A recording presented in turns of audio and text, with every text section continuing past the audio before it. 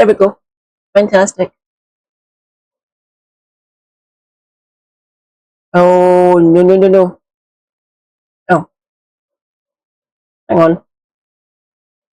Oh, oh wait. Thank you. Ooh, ooh. There we go. Right.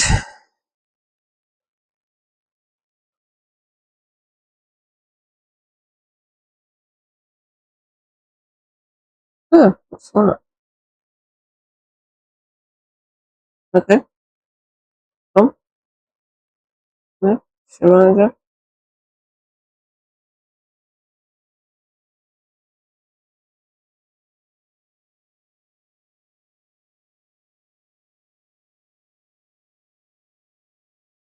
Right.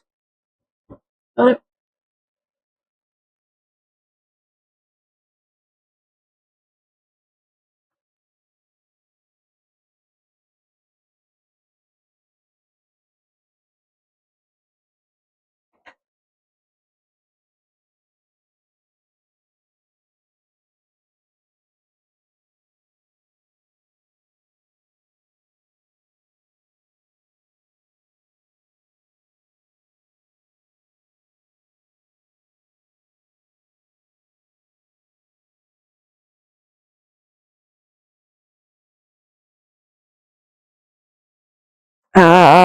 Bollocks.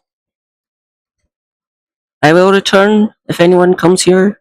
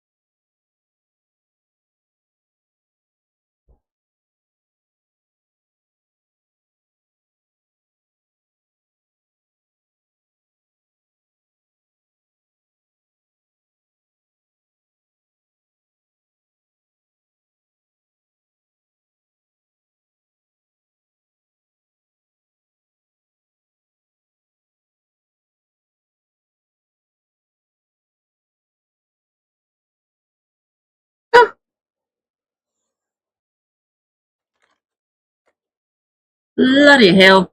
Sorry. I do apologise. I am here now. Sorry. Give me a minute. Oi, oi. Welcome, welcome, one and all. Good evening, Supermod. Hope everything is going well in your neck of the woods. We're doing okay here, mostly. It's currently raining though. I can hear it battering outside. Fun. I hate the damp. I have returned. Hello, Davinia, my dear. And hello, Jacqueline. Hello, everyone. Look what we found. Natasha being based, I think. We'll find out.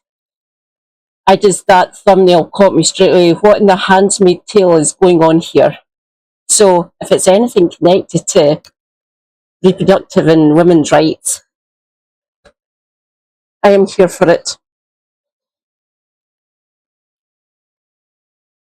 I have hydration.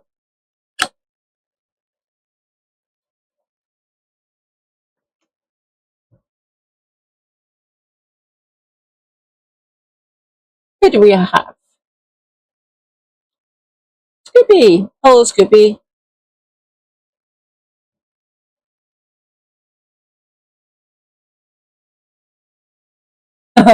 Thank you.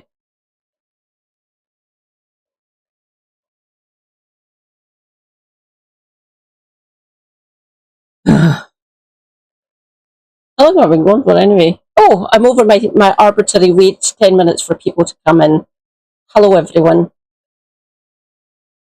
Other than the Supermod, you're all over on YouTube tonight. Hello, YouTube. Oh, I will wait for you coming back, Davinia, because I think you might be interested in this one as well. How is everyone doing? I know what those 2 notifications are. I will get to them later. Yeah. They're all about to get ruined by nearly 40 degrees. Please stay hydrated. Please use the highest factor you could possibly get. If you can find factor 100, please use it. If not, factor 50, widely available.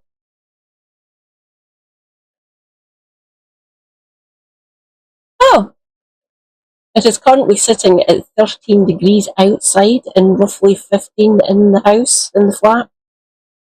It is relatively comfortable for me, other than it being damp. Yeah. The damp does me more damage than anything else. It just goes right through me and I'm constantly aching. Not an agony.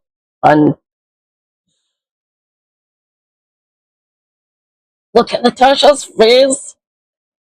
Oh, God. That bad loss in Man Frog. Could be worse, could be better. Haven't had my pudding yet. Enjoy your pudding, whatever it may be.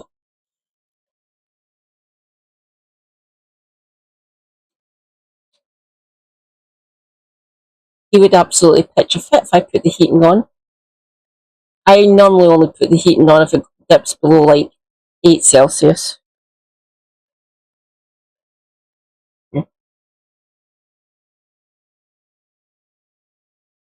So try not to ire the super hubby too much. Like he just passes out. He can't stand the heat. Oh God, yeah. Winters are horrible. They're evil. They can fuck right off. Mind you, in saying that, living in Scotland, I'm relatively blessed up here. But yeah, the winters are horrible. Yeah. Get on my case to anyone in the Discord. They DM me, wash your fucking hair, you numpty. As you can tell, look at it, it's lank. It is a gorgeous colour, but it is still greasy. That is one of the main reasons I started dyeing my hair, to see if I could actually dry it out. Doesn't work like that, unfortunately. I knew that anyway. But I thought, fuck it, anything that can actually deal, even just slightly stun the sebaceous glands in my head, my natural oil producing ability of the scalp to keep it moisturised, but it overproduces it. Thank you, autoimmune, there for that one.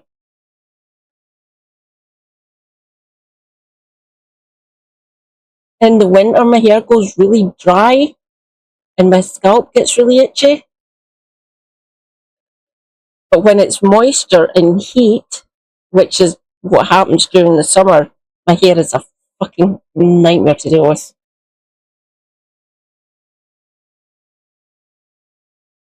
No problem, Jacqueline.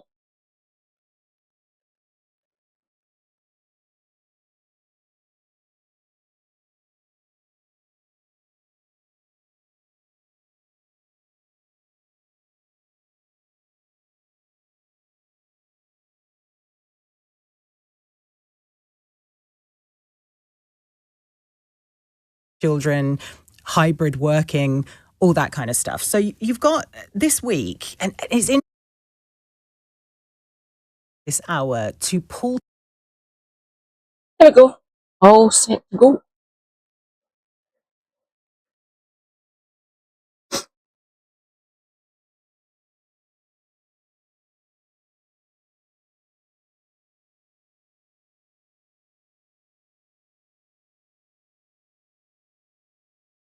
Sorry, the next one we will be going on to, sorry to expose you to this woman, is Sheila Fogarty, because someone in the Burks community was on.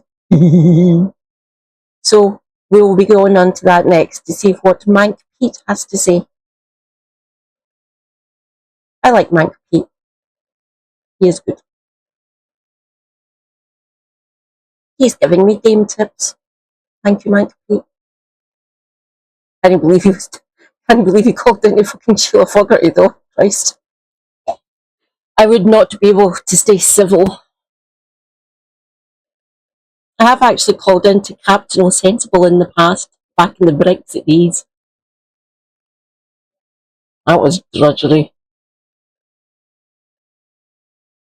Like, for the most part, I could see where he was coming from. Get it.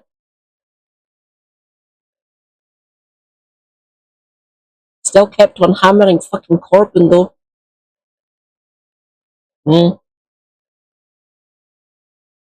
He does learn though. He does improve. Even if it's 5 fucking years later. So he's on between 10 AM and 1 PM. Then it's Sheila Fogarty that takes over at 1. Is she on till 6 then?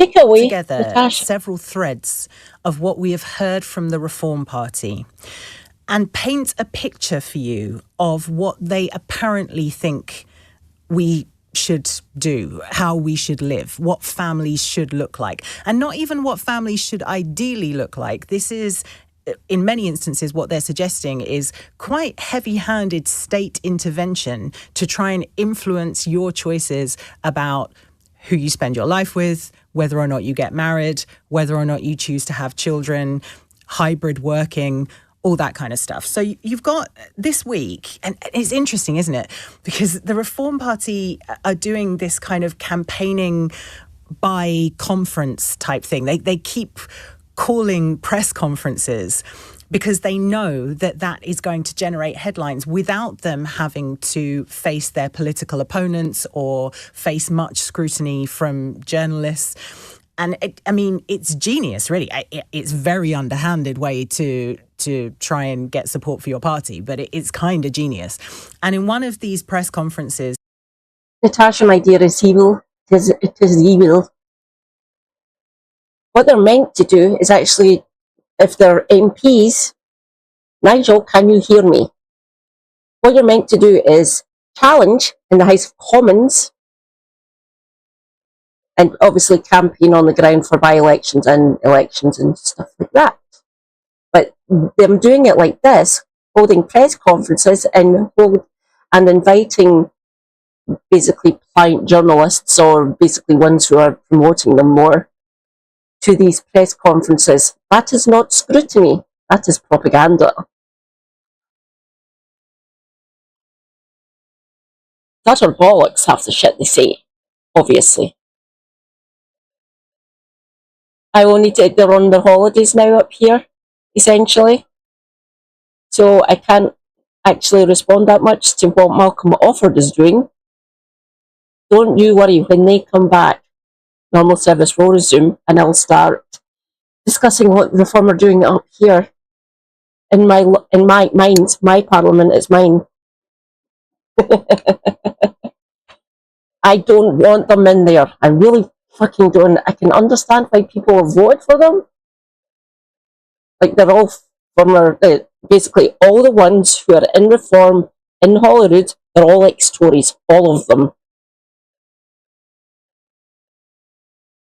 It's funny watching Russell's face. So that's Russell Finlay, the Scottish Conservative and Unionist leader, with a much reduced fucking presence in the chamber. It's fucking lovely to see, but Reform of basically taking over all their votes, essentially. Yeah. Right, I get it. You managed to get an MP down to Westminster, fucking hell. That's Aberdeen South, which used to be represented by Stephen Flynn, because he's here now in Holyrood. I like him in there. I do, don't get me wrong.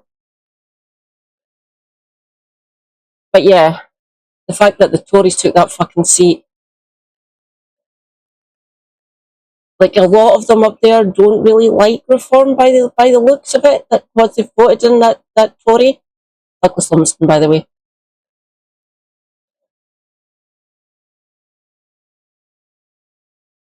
That they called, because they're having one every 5 minutes at the moment. Nigel Farage said this week that his party would seek to end people working from home. He said Britain needed an attitudinal change to hard work rather than work-life balance. And he claimed that people were more productive working from home. Oh, sorry, people were not more productive working from home, but better working in person. Now, nothing at all to do with his person that sits next to him, Richard Tice, being a corporate landlord. Nothing whatsoever. Honestly, people just work better when they're in the office. Citation needed. Like, the work-life balance when people were remote working during the pandemic, people were happier. So getting that work-life balance seemed to have some gains to it.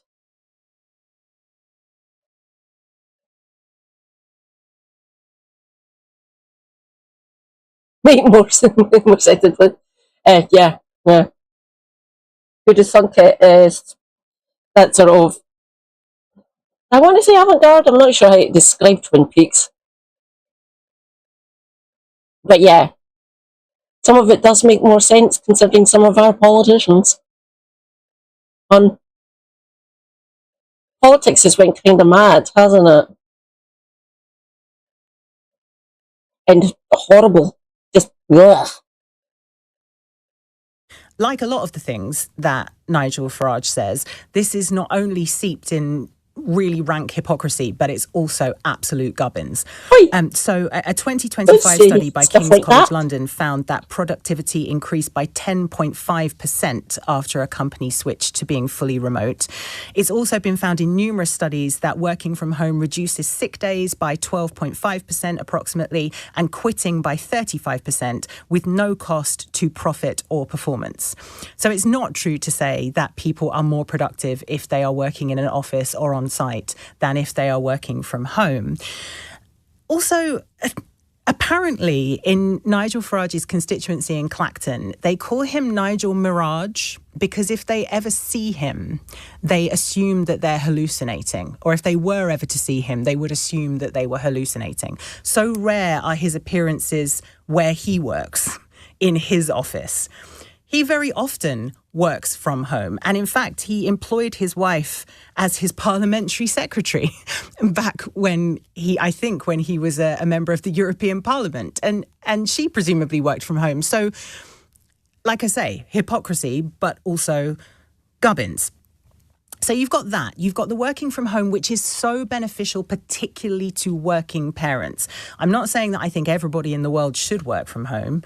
I think that hybrid working and more freedom of choice is the way forward. But for working parents, the option to work from home a couple of days a week maybe can be an absolute godsend that enables them to work and parent in a more balanced way and to make some choices that benefit them. So you have that. You also have the fact that there's been some... I agree. It might be difficult for my sister to work from home. She's a community nurse. So she needs to get in a car and go and see her patients, unfortunately. And it'd be damn difficult for the service sector staff to work from home. That is not feasible either. But people who work in offices, like be it in a fucking accountancy office or a council or fucking Whitehall even, we can do remote work. Talia! Hello, Talia, my dear. Welcome.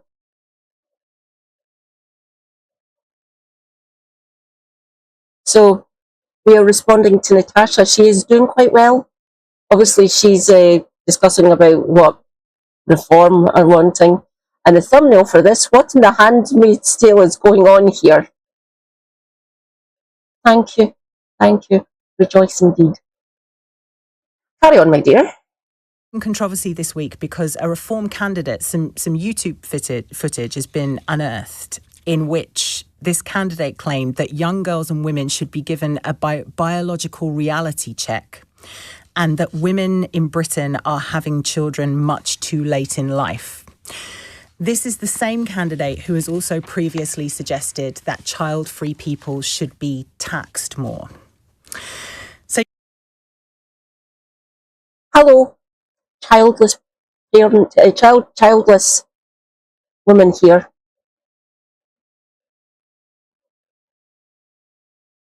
No thanks. Shut up. I technically can't. I don't have the correct plumbing, if you wish. I can't have children. A bit of a shock to me as a young woman learning that. Because I wanted to be a mum, I really did. But now I've grown. I have adapted to this lifestyle, to this biological reality of me. And yeah, they're forcing people to have kids. Don't know how they'd managed to get that through the House of Commons, let alone the fucking Lords. Unless some blind Tory Lords want to jump ship. Might happen, you never know. But as it stands, unless they put it in the manifesto, which will be a hard sell for huge portions of the UK, that's the only way they'll get it through. If it's in the manifesto, they can literally use the Parliament Act, or the sledgehammer as I call it, to force it through the Lords. Shut up, you crusty bastards. This is in our manifesto. We got voted on this. It is getting done. So getting enough people to vote for half the shit they want to do, we will see.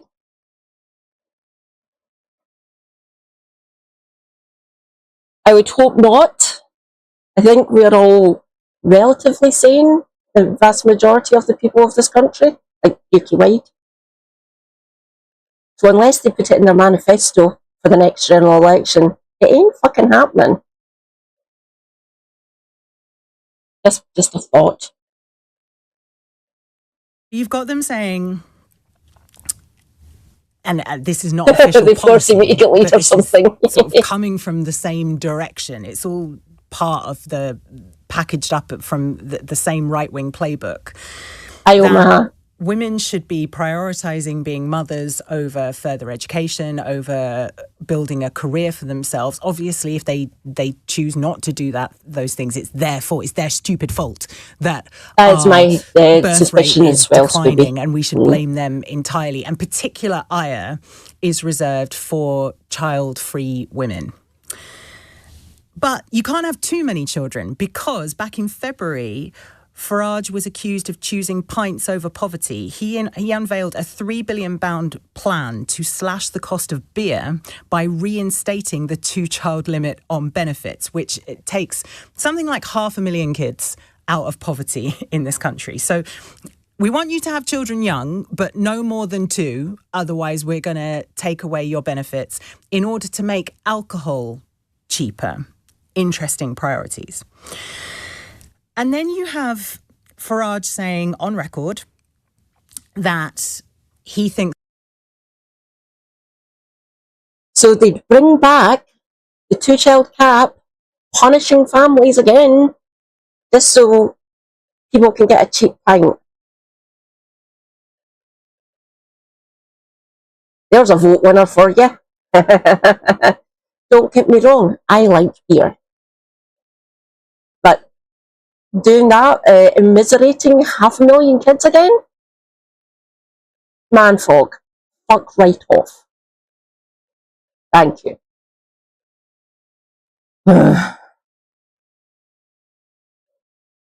None of these are viable.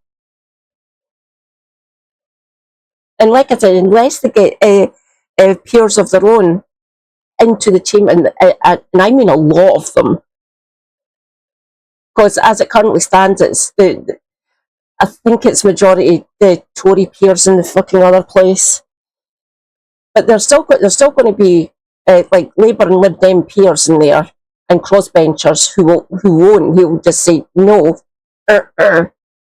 scratch that bit. So unless they put it directly in their manifesto and force it through the Lords, so it gets ping pong, ping pong, ping pong 3 times, then the House of Commons can turn around and say bonk, no, in manifesto, getting done. That is going to be one interesting read, as far as I'm concerned. I'll just sit there and go, that's evil, that won't work, leave Rosebank and Jackdaw where the fuck they are.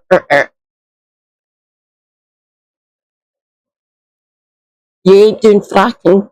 Fuck off. So unless they put it in their manifesto, then people like me can respond with glee, just going through their manifesto saying that is fucking idiotic, that's evil. They won't fucking get it done. Just a thought. Under reform, there would be less divorce. Again, staggering hypocrisy from the man who has been married twice, once divorced, once separated, now I believe with his 3rd long-term partner. But there would be less divorce and fewer abortions. And this is... Really, Nigel? Family values? Fucking hell. You can't decide whether people are going to get divorced or not. It's completely out of your control. You can't force people to stay in a loveless marriage, because a lot of people do actually bring kids into that to stabilise, to help the marriage to stay together. We're a family unit now. Doesn't fucking work. I should know. You can't force people like that.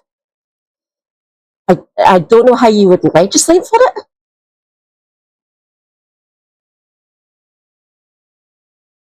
Get rid of the Marriage Act of 1874? Oh, by the way, that changed the fact that we weren't property anymore, and we could actually work and earn our own money at that point. He wants to go back to the fucking Victorian era.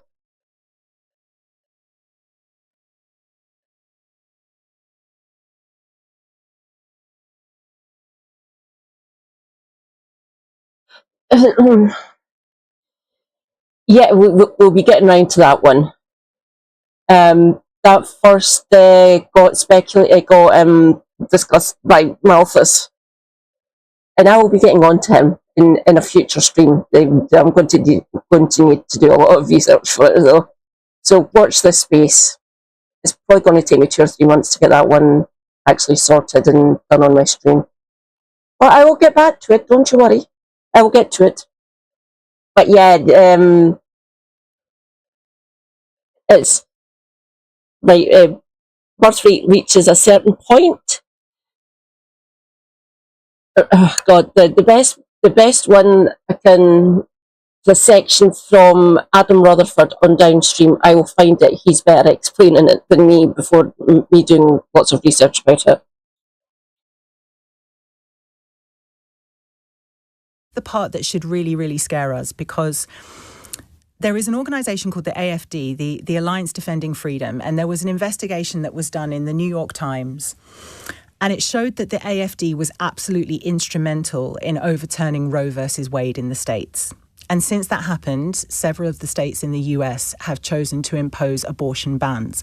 And whatever your stance on abortion, whether you personally think that it is the correct moral choice for you, you should absolutely support other people's right to that healthcare, because when abortions are banned, it doesn't actually lead to more healthy babies being born. What it leads to is a lot more women and babies dying for a multitude of different reasons, because desperate people access unsafe abortions, but also because any ban that bans abortions, in some instances, it's very difficult to tell the difference between an abortion and a pregnancy loss.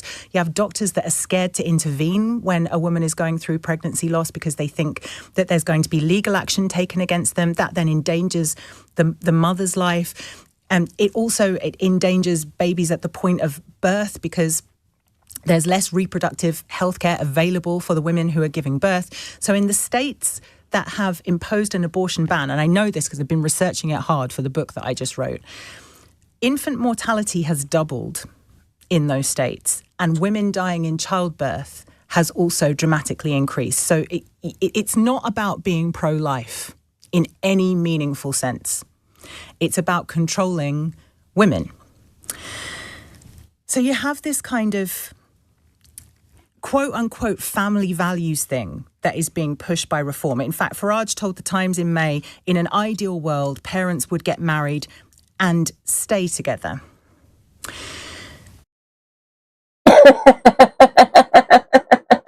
No. There's yeah. Rejoice. We have a Scribby.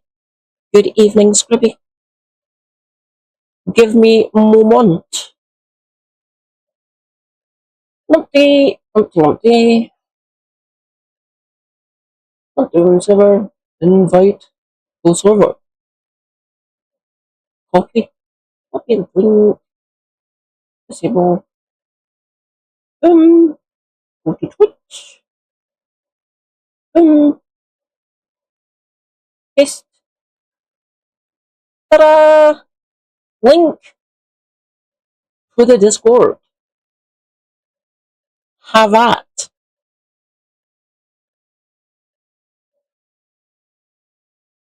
This is what they seem to want. I'm piecing all of these different things together. They seem to want a world like the 1950s, where as a woman, you got married at 18 because that was what was expected of you. And you didn't have access to further education, and you weren't really able to build a career, and you had children and you looked after them at home whilst your husband went out to earn money. And if that's what you choose to do with your life, good for you. I'm a feminist. I'm a proper feminist, which means I support your right to choose. And if you want to get married at 18 and have babies and stay... That is not an economic reality anymore. You need 2 breadwinners now. 2, you need both parents going out and working to provide a decent living for both the parents and the child or children. Having one breadwinner is not feasible anymore. It doesn't work like that. The state of the economy, you need the two parents. And obviously hybrid working would be best. So they both have a part in raising the child or children, and they're both breadwinners, going out to work and bringing back for the household. There is no one parent worker households now. Doesn't work like that. So that won't fucking work. We all just need to say that to them loud enough, because they're deaf essentially to some of this shit. Oh, give me a minute. Philosophy. Where is philosophy? Philosophy channel.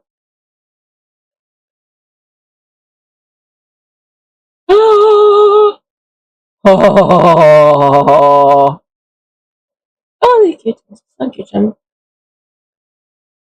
What's about? Give me that.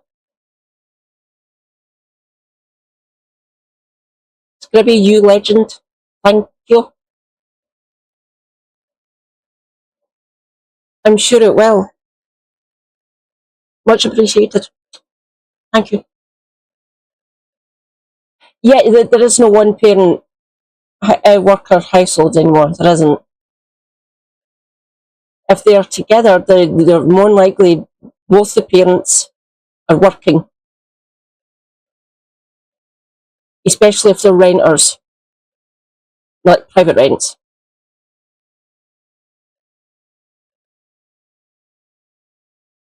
You might have been able to do that back up until the 60s. That hasn't been an economic reality since her.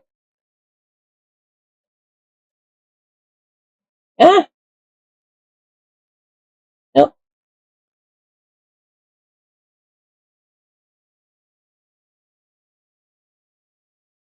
Oh, yeah. So up until her third child, my granny worked. So that's my mum's mum. Like both when they were still together, both my parents worked.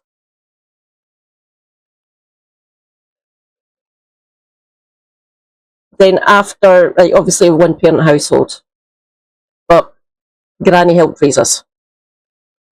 After this, so they divorced when I was 6, by the way.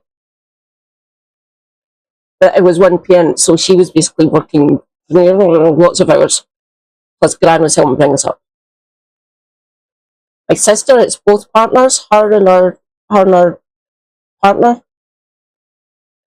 father of the children, they're 2 boys.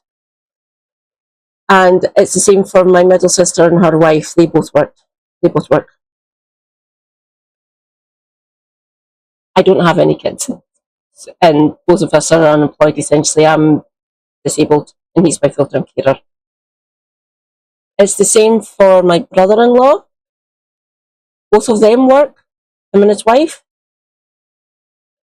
They both work. There is no one parent worker now. That doesn't exist.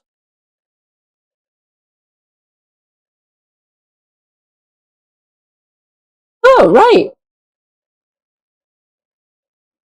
Home and take care of them, and you can afford to do that, which most people can't. But if you can afford to do that, and that's what you choose to do with your life, there is no judgment coming from me. Good for you. I really want you to be able to live that life if that is your choice. But the idea of the state intervening through taxes, through getting involved in the private sector and telling people what they should do about working from home, which shuts a lot of particularly mothers out of the employment market. Yeah. And through taxes and through this idea about educating girls and putting the fear of God into them about their fertility window. That is the state intervening in our private lives on an unprecedented level. And this is a party that has campaigned on being small state and saying, no, you know what, you do whatever you want to do. We're not going to get involved. And yet they seem to be trying to... Kind of left-leaning. Kind of. On this one, she is completely correct. This is probably our most left-wing. which I agree with. Natasha's mostly decent. Mostly, don't get me wrong. She's still kind of a limp. I'm sure she's been on Bold Politics as well. So Zach's interviewed her. I like Natasha. I've got a lot of time for her. The rest of the LBC lineup can go and do one, especially Nick Ferrari and Sheila Fogarty. They can just fuck off. Yeah. Tell us how to live. And that's particularly true if you are a woman. I find this terrifying. And I know, and I'm not even looking at the texts that are coming into the studio right now, but I know for a fact that there will be texts coming into the studio going, oh, you're so scared of reform. Cry your little Naughty tears. Scooby. I'm so over that. Because, yeah, I am scared because this affects me and it affects the people that I care about. And if you find that contemptible, that I am frightened by the prospect of this type of authoritarianism, then you have no soul. And it's not my liberal tears that you should be worried about. You should be thinking about why you making your political choices purely based on who cries as a result. It doesn't seem a very sensible way to cast your vote. But what in The Handmaid's Tale is going on here? This is a road to Gilead moment. I cannot stress to you strongly enough how this is an authoritarian hard right playbook. They talk about family values to make it seem cozy, to make it seem like the kind of thing that can't be argued with. But think about what they're saying. Less divorces means less freedom to leave an unhealthy or an abusive marriage. When they talk about families, they're thinking about a mum and a dad and two, but no more than two children. They're not thinking about all families, all the different shapes a family can take, all the different ways that they can look. They're not thinking about supporting all families. They're talking about supporting a very specific type of family and then taking away women's rights, reproductive rights. It is the most authoritarian thing that you can do to our gender. And I'm incredibly worried about this, about these little hints that we're getting from the Reform Party about the direction of travel that they are taking on this. Okay. Let us go. Oh, God, right. I'll just do it this way. Just go to...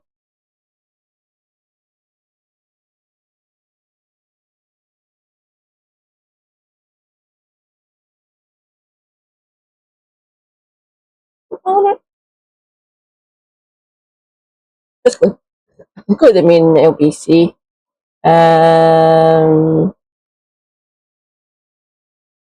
Lists. Where is she?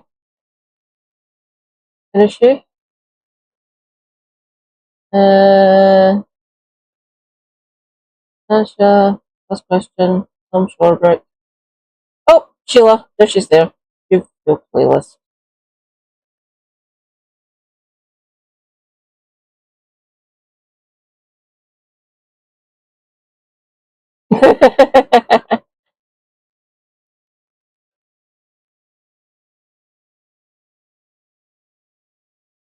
Oh, I'm gonna have to go you live, Alex.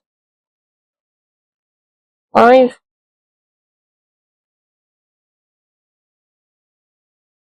Uh, uh, uh, uh. Oh, crud. They're not been uploaded yet. Okay.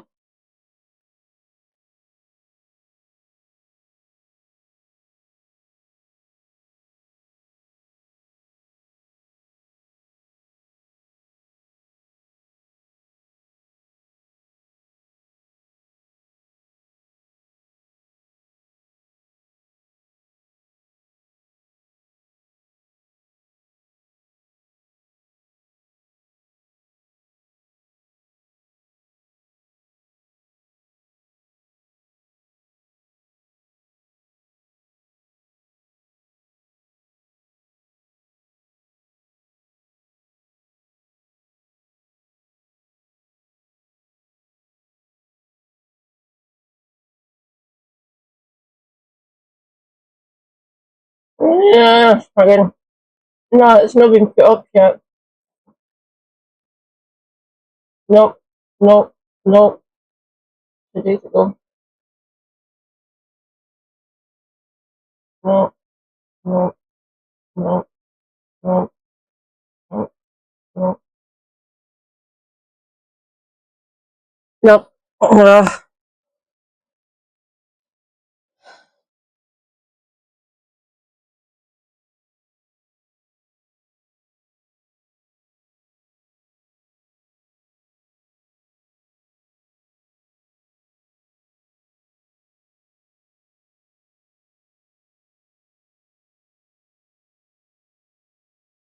No, no, no, no, no, no, no.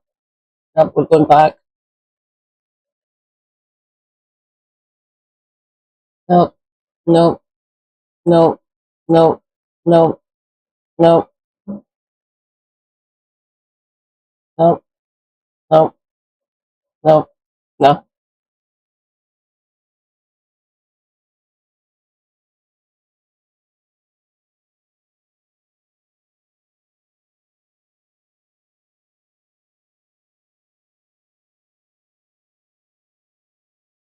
Yeah, who would have fun look after all these extra children that weren't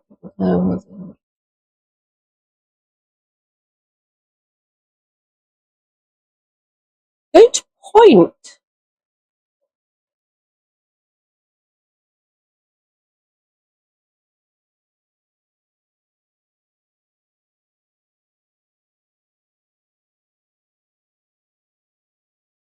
Huh. Okay, I can't seem to find the bit that I'm looking for. Come back.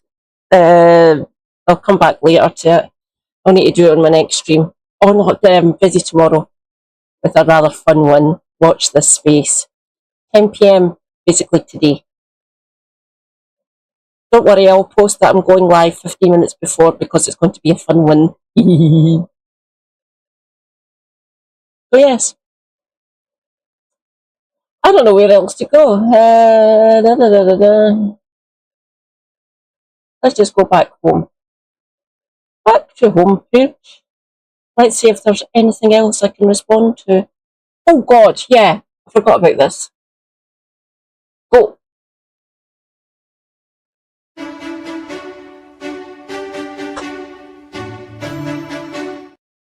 Good afternoon, national readers and listeners. Engagement Welcome back to quacks the before podcast bed. if you have been before, and if not, Hello, Alex. Quack quack. I liked that game, by the way. That was fun.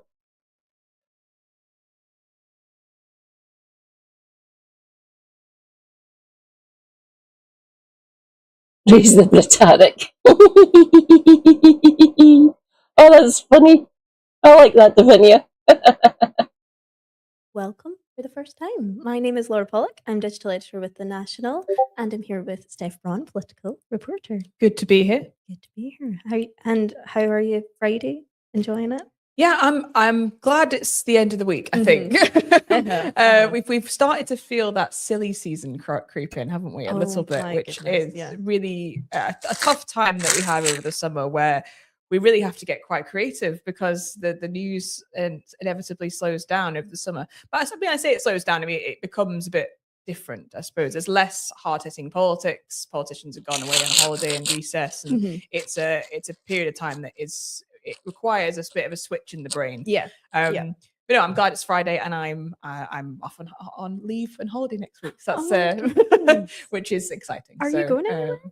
I'm actually just going down to North Yorkshire for a few nice. days and to see my family as well in Cheshire. So I'm looking forward to that. I feel like it's much needed at this point in the year. Break. Absolutely, yeah, halfway through. Yeah, I'm actually going to Tiree next week. Oh, very nice. Yeah, festival coming. That is the furthest island, is it, from the mainland, Tiree? I couldn't. It's quite far. It's quite far on a ferry, isn't it? Yeah, I know it is. Are you flying? Yeah, no. Boat, yeah, for the festival. So yeah, it's all booked up. But yeah, I'm very excited. I'm looking forward to it. Fantastic. Yeah. So this week, however, Scotland has seen, just getting right into it, groups of men dressed head to toe in black staging silent parades and taking part in choreographed demonstrations in Edinburgh and Glasgow. At the same time, there are calls for a formal probe into fears that Scottish Labour have been compromised by Russian spies after reports suggesting Kremlin-linked operatives took an interest in disgraced senior Labour figure Peter Mandelson. And charities continue to issue emergency humanitarian aid more than a week after 2 very strong earthquakes hit Venezuela in extremely challenging conditions. We'll be hearing from Rob Wilson, the Red Cross Scotland director, about the latest on the ground a little bit later. So on to the parades, if you haven't seen. And if you're watching this on YouTube, I believe we will be able to show you some images of these parades. One extremism expert has described these scenes as reminiscent of Hitler's black shirts. And the SNP's deputy leader, Keith Brown, says these fascist-style parades have been encouraged by the rhetoric of parties like Reform UK. Figures, activists, they're saying they're deeply alarmed by these 2 recent parades. The first sees around 60 men dressed entirely in black gather outside Glasgow Cathedral, organised into 4 tight columns. Witnesses reported that the group stood and marched in near silence, faces uncovered, but uniformed in black shirts, trousers and boots, which deliberately echoes, I think it's quite inarguable, of interwar fascist movements. The second parade took place outside the Scottish Parliament at Holyrood, where similarly the men gathered in lines and marched in front of the building. Now, I have to say, when I read this story from Xander yesterday, our political editor, and I saw, and I quote, an expert in the rise of Adolf Hitler, just the fact that that was someone that we were then having to talk to about an event, comparing this to Nazi Germany. Of course, he's completely correct, but I've just felt so sick to my stomach. When you're looking at these 2 very specific parades, uniform columns outside Scotland's outside institutions, how much does the symbolism of that actually matter for us, Steph? It's extremely sinister. I mean, this is like, we've heard a lot of people say over time that they might feel that Scotland is somehow immune to these far right movements, these kind of really quite sinister demonstrations that we're now seeing. I think this proves that we're absolutely not immune to it, and I think that people need to consider that really, really seriously.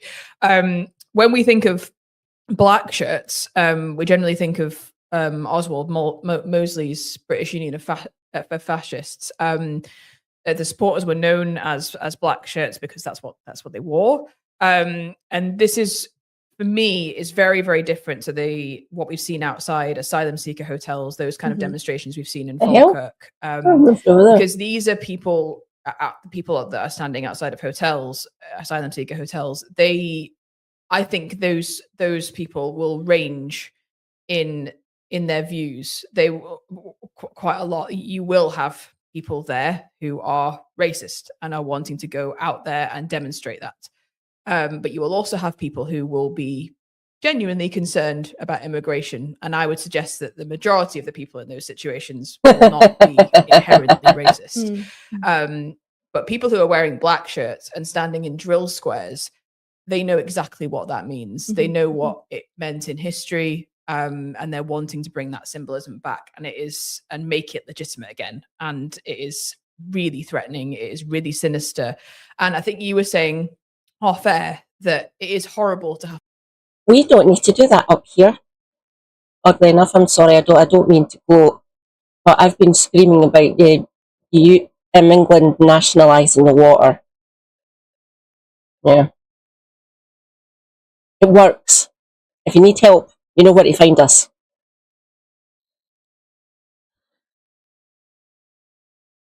Because those companies need to be locked up. That's just evil. Can't privatise a natural monopoly. You can't. It's not. It's water is a human right. Human need. 3 minutes without oxygen, 3 days without water, and 3 weeks without food. You do not want to see the consequences of either one of those slipping. Like the 3 minutes without oxygen, so that happening to someone is either by accident or someone's trying to kill you. Like 3 days without water, it has happened. Don't get me wrong, but that's a rule of thumb, by the way. The rule of 3 like that. It depends on the person, oddly enough.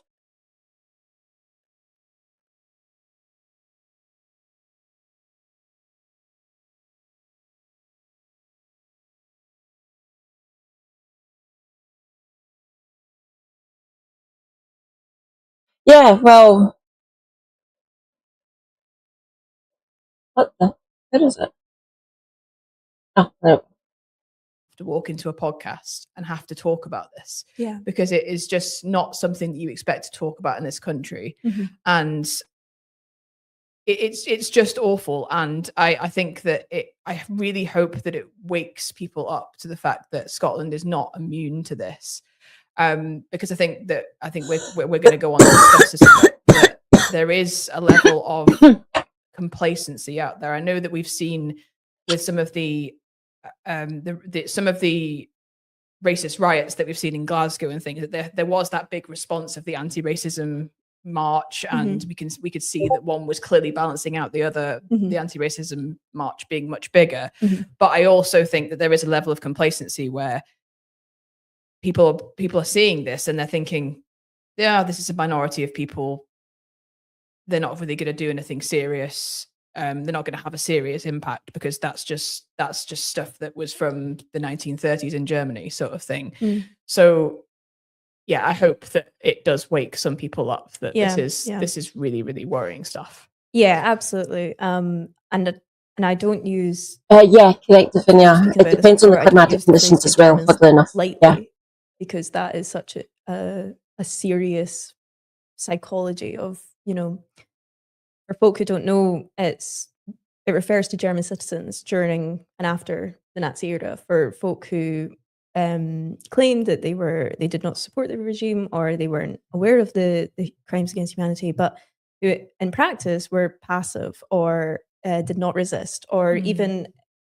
in some way benefited from benefited from the situation, or enabled the system which the Nazis thrived in. And yeah, it's the psychology of bystander, just not doing anything when they see something dangerous unfolding, and they do recognize it at some level. Like you say, they know that is from history, and they know that seeing men marching in columns is dangerous, but they will, perhaps, like you say, shrug it off and say it's just lads in black, and they're getting too much of their information online, and it's a phase, they'll grow out of it or something. But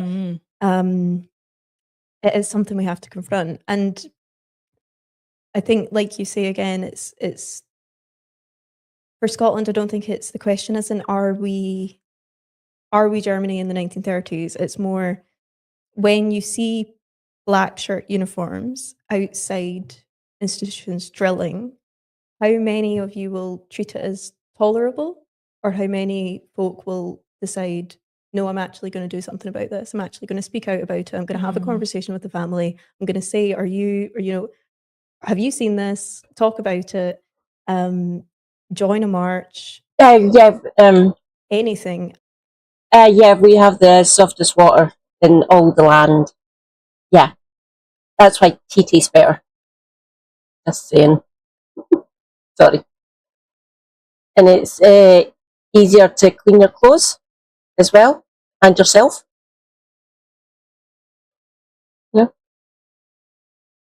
Because of the filtration system that occurs naturally here is called clay. We've got heavy clay soil, and because it's now publicly owned in our hands,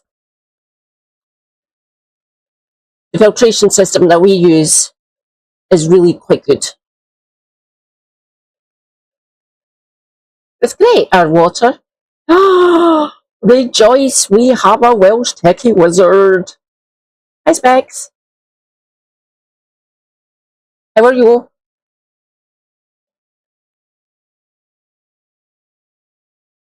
And I think it's super important to note that these marches happened, if I look at the dates, June 18th for Glasgow and June 24th for Edinburgh. And we were not aware of these until the report came out this week. And for me, that was, for all of us, I think we were taken aback when we saw it because we hadn't seen any pictures or videos. Nothing was on the algorithm. And it sort of makes you think, what else are you missing? Yeah. You know, and as soon as we saw it, we were like, we need to talk about this and we need to highlight it. But it seemed like no one else was really, you know, and the Nice Times one, did a fantastic report on it. One. And I know that the Daily Record have then followed up on it and sort of identified a few folk who were there. But where is that public outcry? Where is the conversation? It's almost as if, and I know our editor spoke about this, it's people are just too scared to get involved. And it's, you know, understandable. Thinking these men. I can't believe it was down at the cathedral. That's just down the road from me. Fucking hell. And, you know, but we just we can't not. You know, we can't afford to not talk about it. Yeah, absolutely.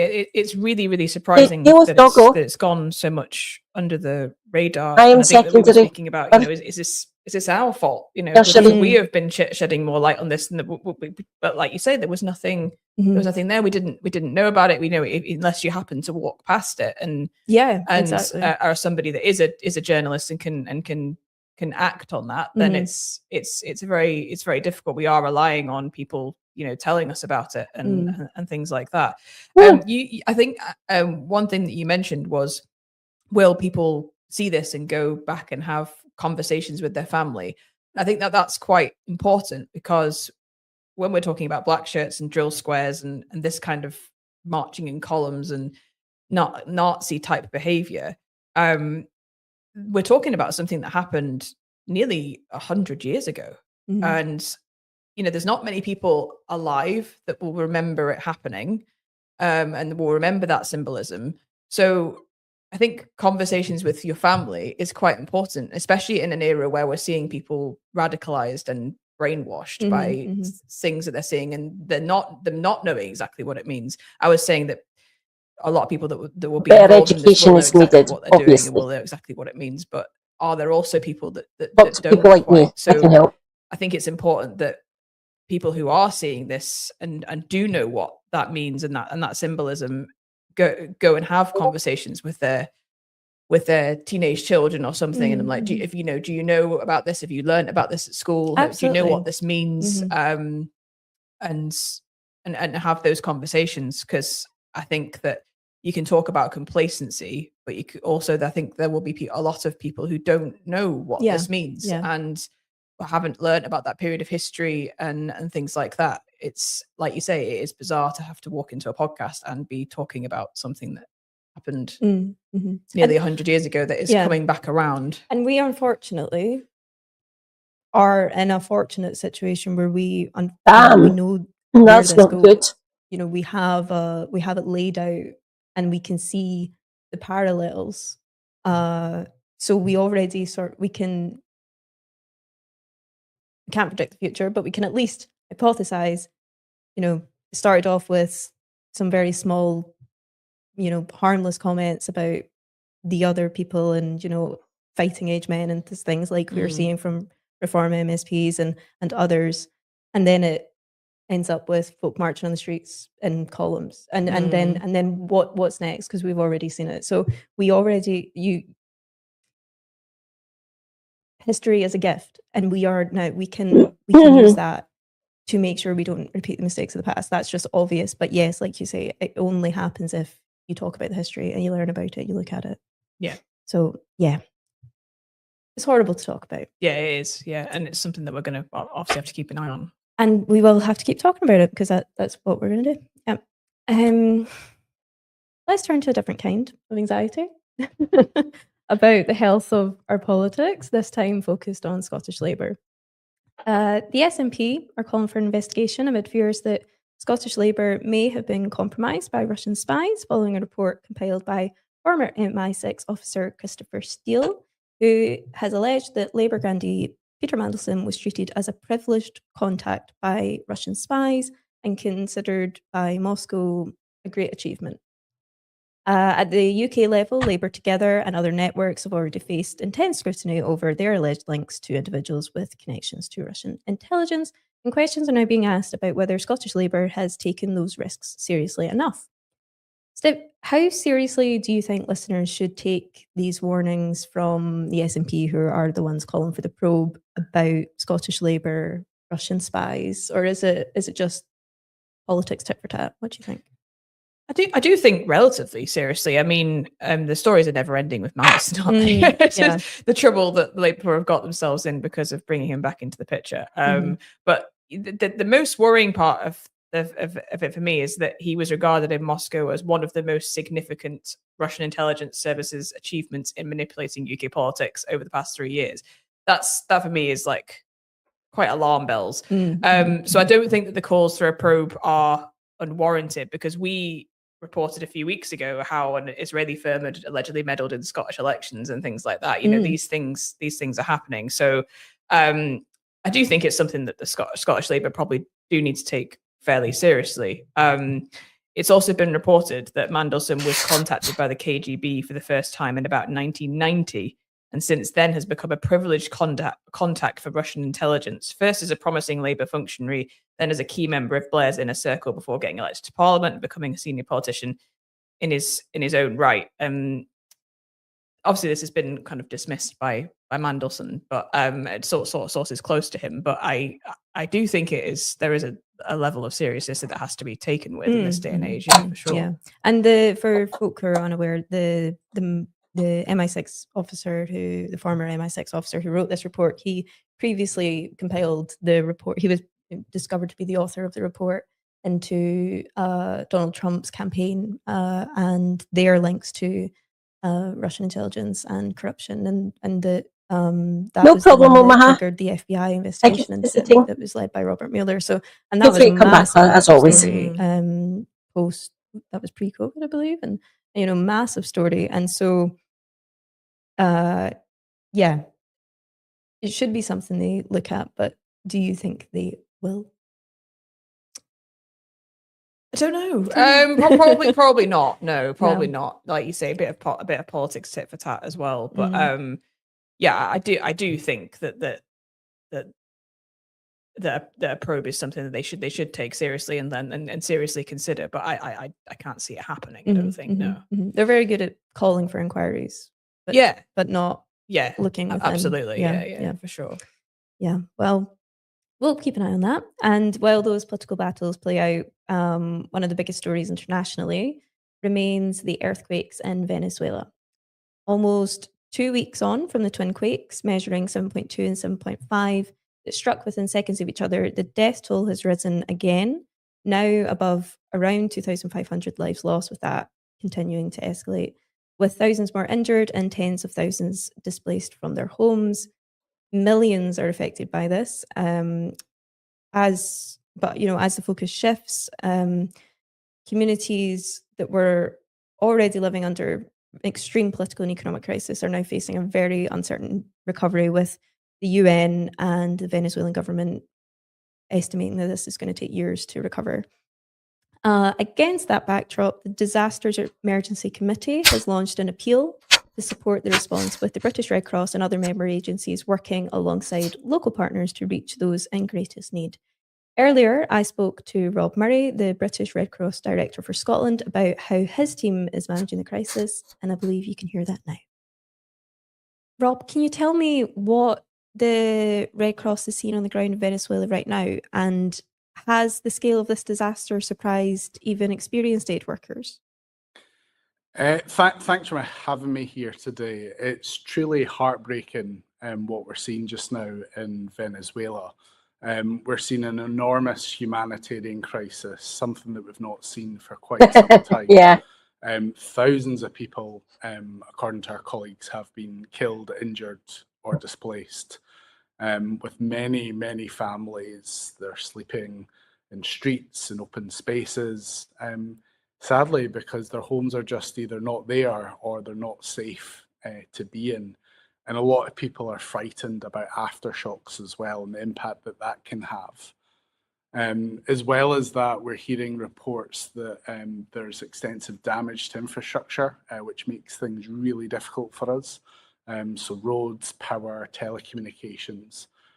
So the response was always going to be hard, but that's just made it even harder. And that's why the Disasters Emergency Committee have launched this urgent appeal, so that we can raise funds in order to ensure that people can get the basics: food, water and shelter.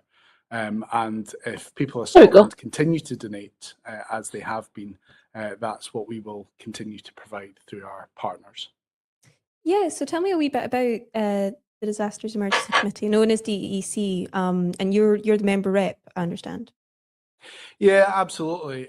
The DEC, Disasters Emergency Committee, is a UK collective of organisations, and they include humanitarian aid organisations such as the Red Cross, which I am Director for Scotland for, but we work alongside some remarkable partners, including Christian Aid, Islamic Relief, Oxfam, Save the Children, and the Tear Fund here in Scotland.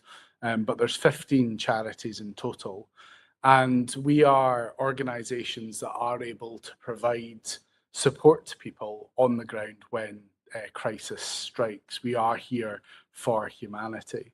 And my own organisation, for example, the minute moments after the earthquakes struck in Venezuela, the Venezuelan Red Cross were on the ground providing search and rescue, treating injured people, and supporting people with aid packets and hygiene packs, food and water. So probably not. There's organisations that, have the resources and the personnel to provide humanitarian aid. And why is that coordinated appeal, this emergency appeal, the coordinated action rather than the individual charities? Why is that so important? I think it goes back to you can achieve more when you work together. When you've got the world's largest and most respected aid organisations working in collaboration, supporting each other, it makes for a better response. And as I said, what we're seeing in Venezuela is a devastating and enormous humanitarian crisis. So it just makes sense when these big humanitarian disasters happen that organisations are able to come together with one voice, ask the people of Scotland to show their support and to donate money, so that we can provide the immediate response to people in Venezuela. But we also know for years to come that we will be on the ground providing support, like we've done with previous crises. Correct, Omaha. People of Scotland have supported, such as the Turkey and Syria earthquakes a couple of years ago, and the ongoing. He's a demon in a skin suit as well. Mm-hmm. And talking of that longer term plan, from what I could see, from what I can understand, the United Nations and Venezuelan government have already spoken about supporting at least 500,000 people for several years in terms of emergency food and such. And how does your organisation even begin to coordinate or think about that sort of humanitarian aid at that scale? Yeah, I saw a UN figure a few days ago, which was around 7 million people are potentially going to be impacted by this. And it's important to remember that these aren't just numbers. Behind every stat, there's a family living in crisis. But if you just think about where we are just now in Scotland, that's our entire population that are impacted by this crisis. We are very lucky that we, as the Red Cross and Red Crescent movement, have a network across the world.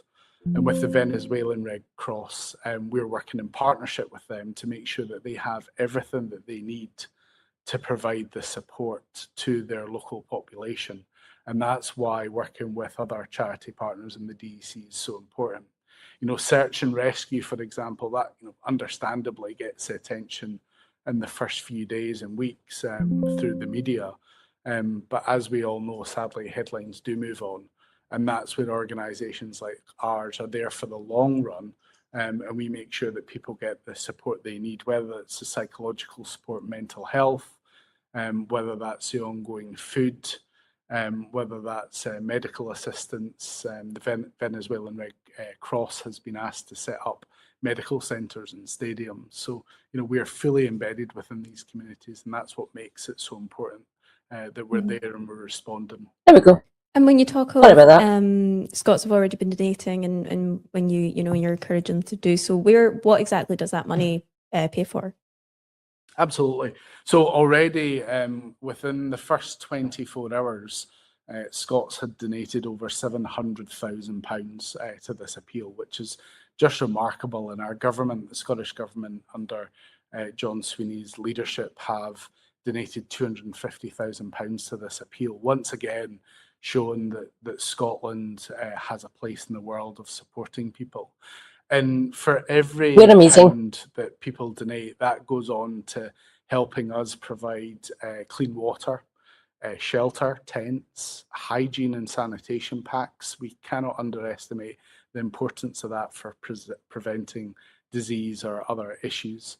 It helps with medical care in the immediacy, but also long term. But it also, more importantly for the longer term, provides support to people who have experienced unimaginable trauma. And our specialist mental health teams are able to provide that care and support, not only to adults, but to children as well. So if people are able to, they can donate to the DEC by visiting dec.org.uk, or they can text the word HOPE to 70150, and that text will cost you £10. And as I said, that money will go to providing support in Venezuela. We will have all the details on how to donate in the description and on our social media, so please do what you can. And thank you for listening to that interview with Rob. That was the first time you heard that?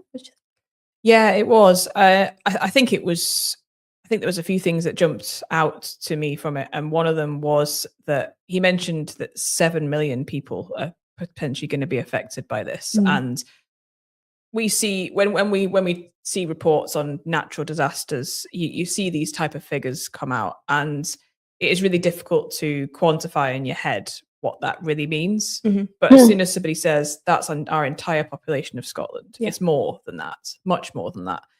It really, really hits home. So I think that it was really good and useful for him to spell that out to people, that just imagine that in your head of every single person in this country and more being, having their, whether it's their homes destroyed, families killed, just the lives just torn to pieces basically by natural disaster. That it's really hard to imagine, especially when you live in a country that we don't have to deal with natural disasters ever, really. We're just very lucky in that respect of where we are on the planet, basically.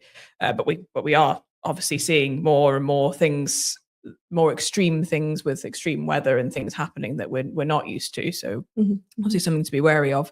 But I also think that it is really amazing to hear about the work of the DEC and what they're doing in really, really challenging circumstances. We've spent this podcast talking about fascist marches, and it sort of reaffirms your faith in humanity when you hear about aid organizations coming together to help people. And he mentioned that when these natural disasters happen, like the earthquake in Venezuela, they do fall out of the news eventually, but there are still aid organizations out there for the long run that are working really hard to try and help people get back on their feet somehow. The aid organisations, really especially working in Venezuela just now, like and in Gaza, don't forget. I remember my the work these people are doing on the ground is fucking amazing. Seeing the aftermath. I'll say that again because I didn't pause. The work these aid agencies are doing on the ground in Venezuela and Gaza, essentially, is vital. It's amazing that they're doing this. Helping out, providing all the support that they're doing. I know it's storing it out there. I can hear it annoying me. Kind of heavy. At least light rain is kind of nice. I still hate the damp though.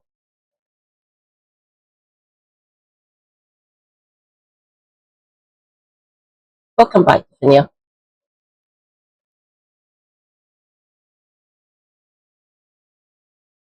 Oh, right. I like Steph's hair. It looks amazing. Mine's is a lot longer, as you can tell. Look at it. It's down past my shoulder blades now. I needed 2 pots of Manic Panic to get it this lovely green. Watch this space. So, October-ish, I might be able to dye my hair for Halloween, which will be fun.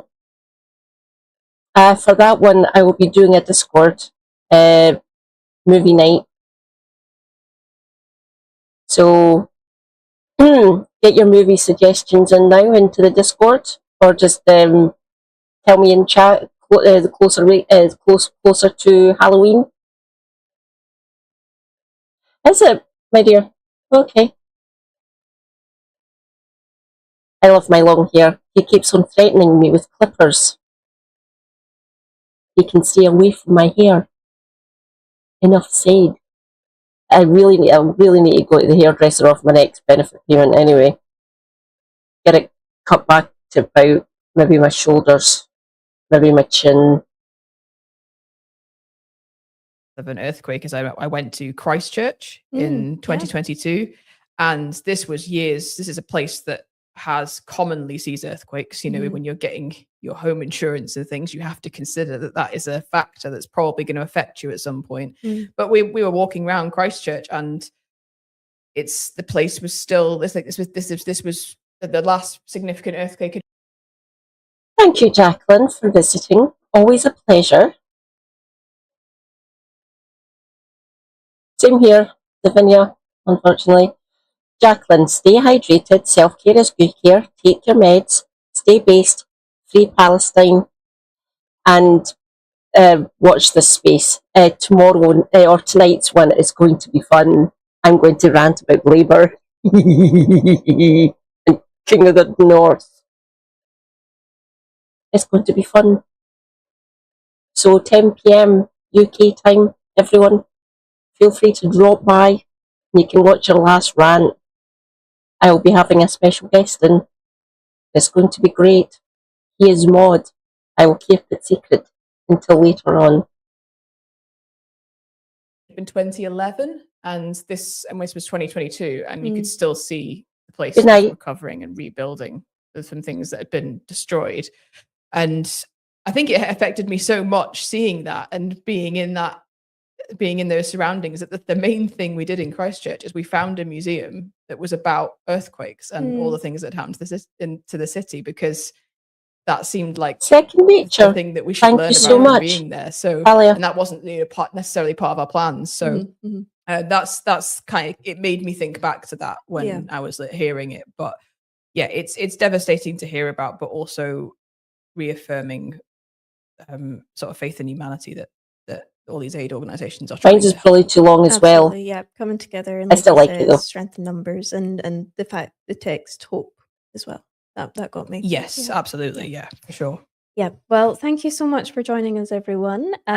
For those who aren't aware, or if you are not already a subscriber to our website, you can get all of our coverage on all of these stories and much more every single day, 7 days a week, 24 hours, for £1 for 3 months. So please continue to support, and thank you to all those who do. We'll see you next time. Thank you. Much appreciated.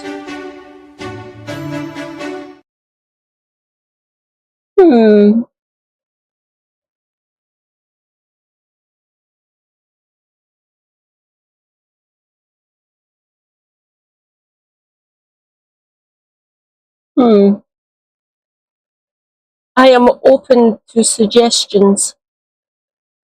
And mine specifically, if you wanted to know as well, down past my shoulder blades.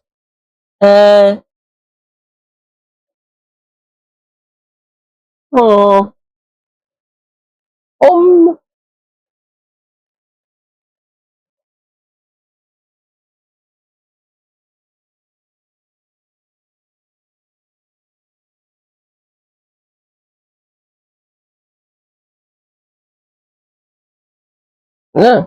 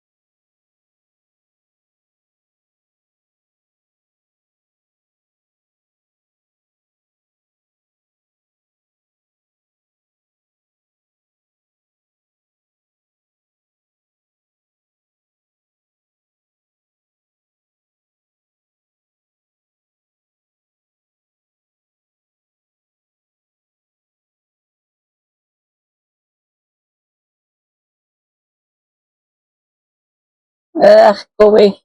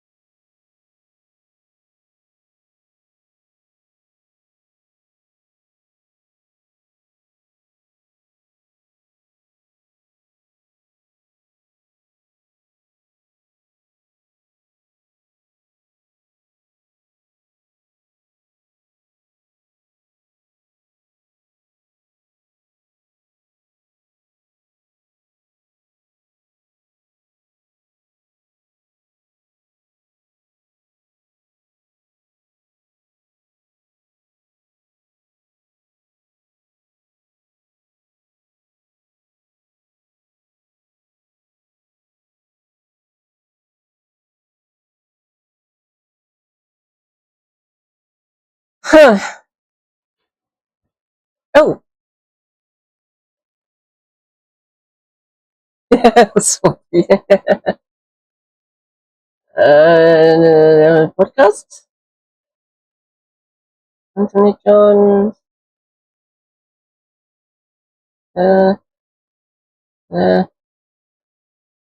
uh, uh.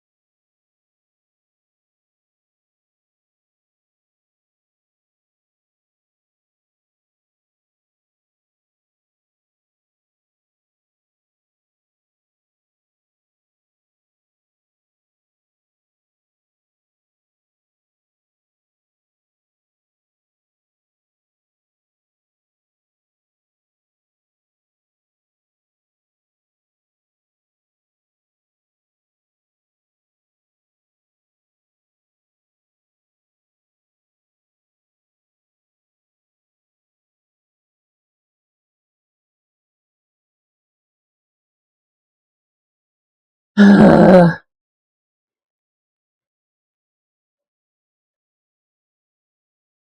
trying to find something to actually react to, and I can't. I'm struggling here. I think I might. Uh, uh, uh,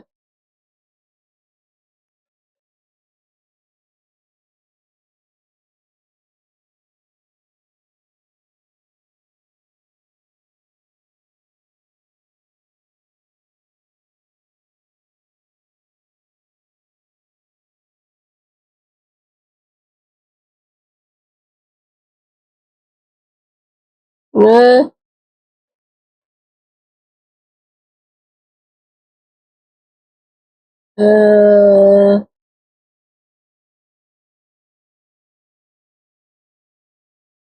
I know it's just because the proximity of the right.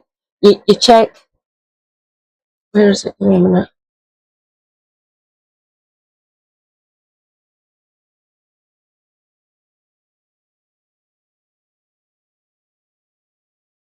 There we go.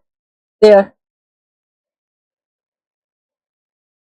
So there's a main blood vessel going up through here, and that's why you're hearing your heartbeat in your ear. Same for the other side. You usually hear it stronger, and it's actually vibration. You're feeling it more than you're actually hearing it. So the movement of the blood pumping through the blood vessel, you're feeling it, and it's vibrating your auditory canal essentially. Give me a minute. I'll get that.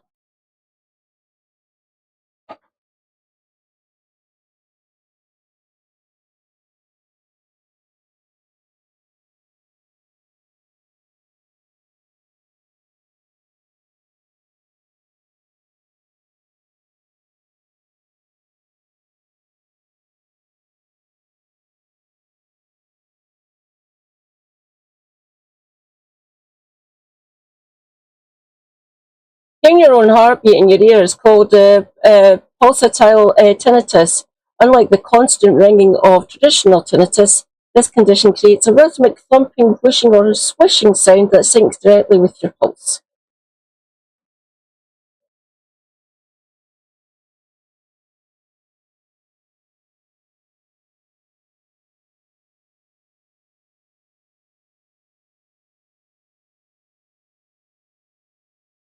Feel up your nose and blow. I have to do that every good few times a day. Mine is because of wax build up, and it helps release it. So it's like a pressure differential. No, no, no. Oh, hello, Orchestran. Frisbee. Hello. So that's what you're. That'll help pop them. It equalizes the pressure to what's happening outside to what's happening inside. I have to do it to help clear stuff. I will go no further because people have certain ick things. I know what mines are, and none of you are getting told them ever. I was equalising the pressure, yeah, because I have to do that at least 3 or 4 times a day to help clear things with. Plus, I've got an inner ear imbalance. That's fun.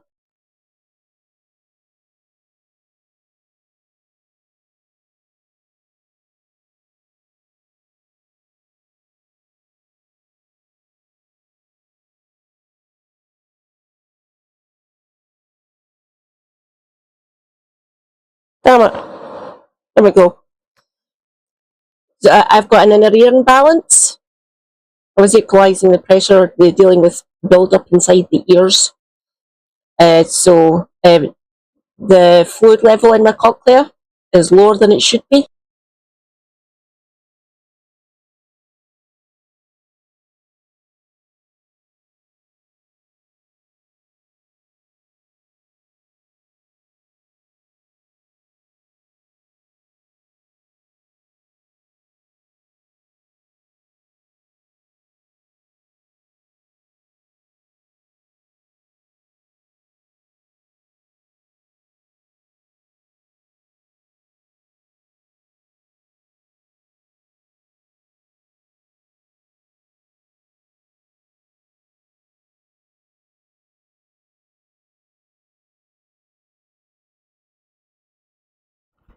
Hello? Hello?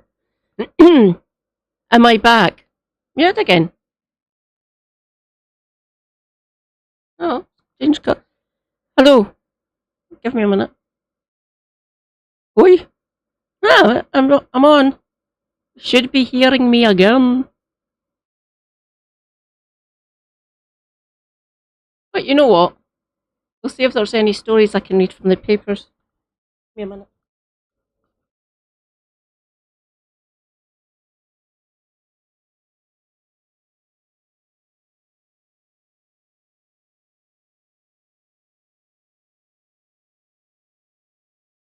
Hello. I am back.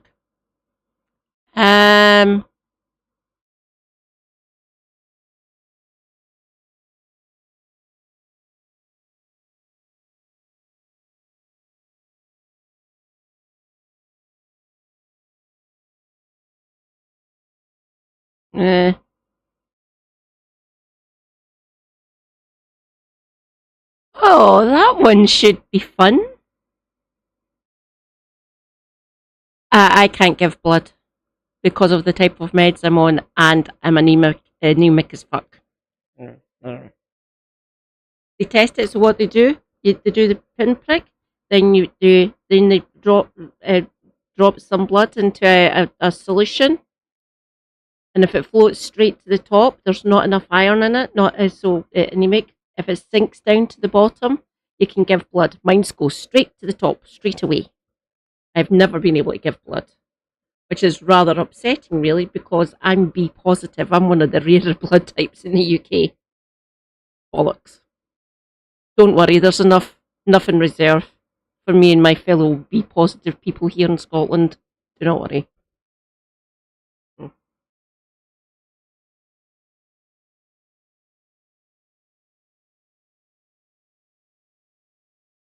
Had 2 more transfusions. Have to go every 2 weeks now. 2 bags of blood. Oh, iron chelation. Right. You okay, my dear? I'm sorry I've been a bit lax in contacting you. Been a bit busy.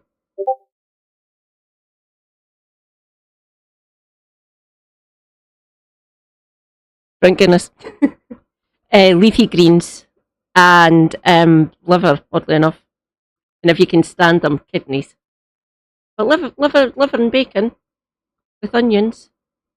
I have them with. I have my liver and bacon with sort of like sauteed potatoes. It's rather delicious. He's great at making it.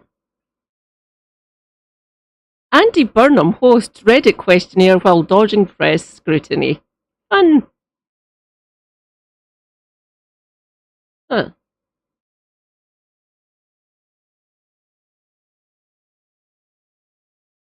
Yep, there we go.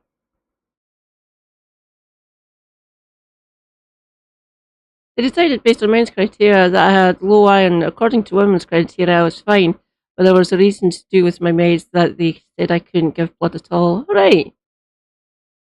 Yeah, it's different for if you're AFAB or AMAB, oddly enough. Plus, there's more prevalence for diseases on the different chromosomes, oddly enough, as well. So yeah, you do not need to say, Talia. What blood type are you? Andy Burnham answered 23 questions in a Reddit thread on Friday evening, listing his favourite movies, band, and pledging support for the sport of rugby league. But meaningful statements about how he will govern the country were hard to come by. Who'd have thunk it? Good fucking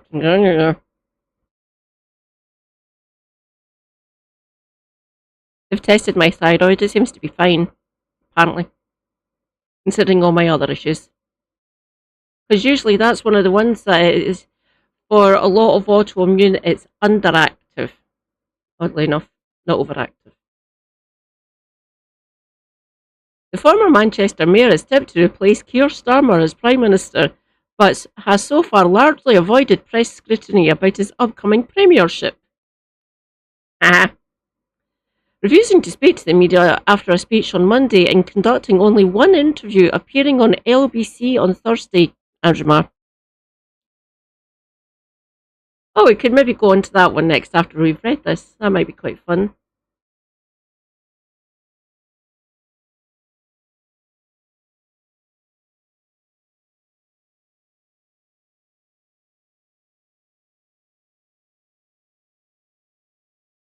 You're on propanolol for my thyroid. Thank you, Davinia. Instead, its announcements have come through speeches, carefully worded statements, and most recently a Reddit Ask Me Anything post.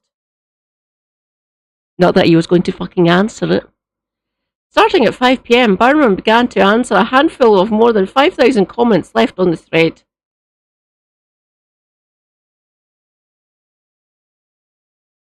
His first answer came about his ideology of devolution and how he interacts with the governments of Wales, Scotland, Wales and Northern Ireland, who all voted in pro-independence or pro-reunification parties, I hasten to add. How would you like your relationship with the devolved governments to work, and how will they interact with your plans for devolution, one user asked. Oh, right. In response, Burnham said that he will speak to the First Ministers of the devolved nations soon, whatever the fuck that means, to agree a positive way to work towards growth. Oh, Christ. He said he would like it to be as collaborative and pragmatic as possible. You're A positive. You're rarer than mine's. Fucking hell. Both the B positive and A positive ones are relatively kind of rare. Kinda. 8% of the population. For you, 5% of the population. Super Hubby's A neg is more prevalent. It's like between 18 and 22% of the country. Are you A positive as well, Orchestran? Huh.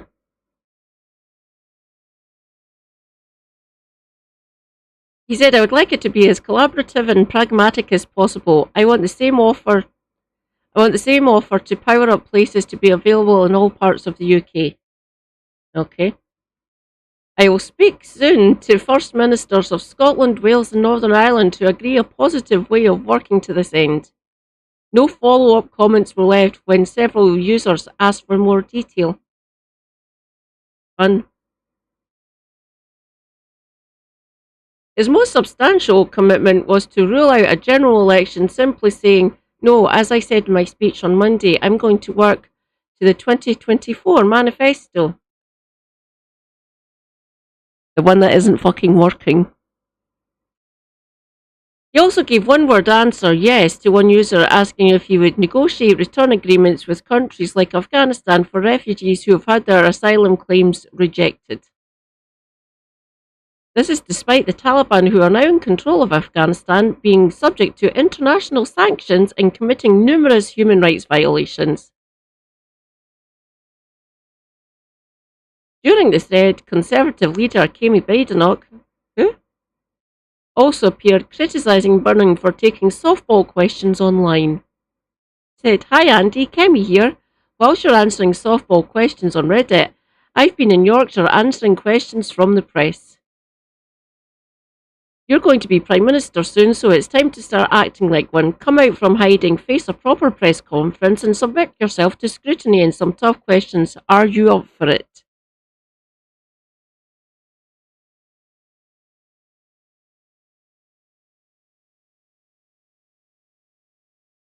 Yes. Be positive. To this, the newly elected MP said, fair challenge, Kemi, but don't forget it's only 2 weeks since I faced questions from 74,000 members of the public in Makerfield.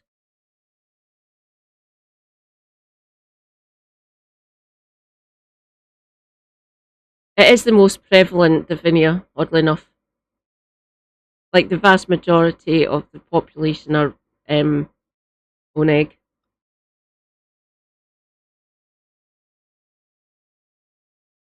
Everil and Decapeptyl.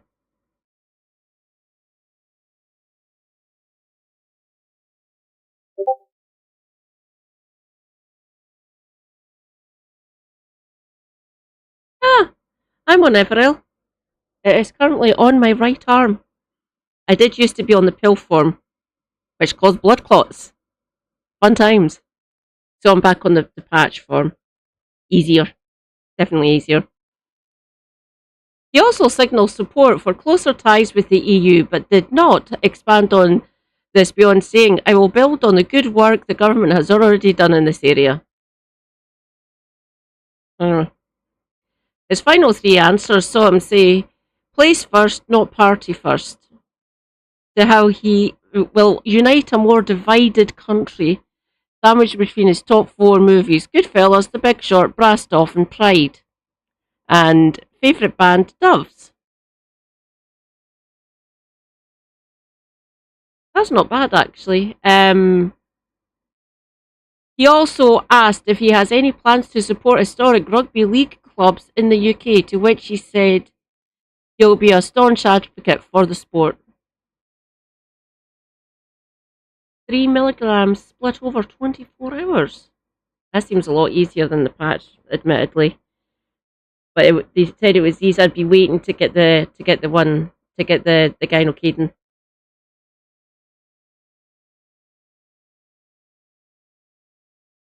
Oh, right.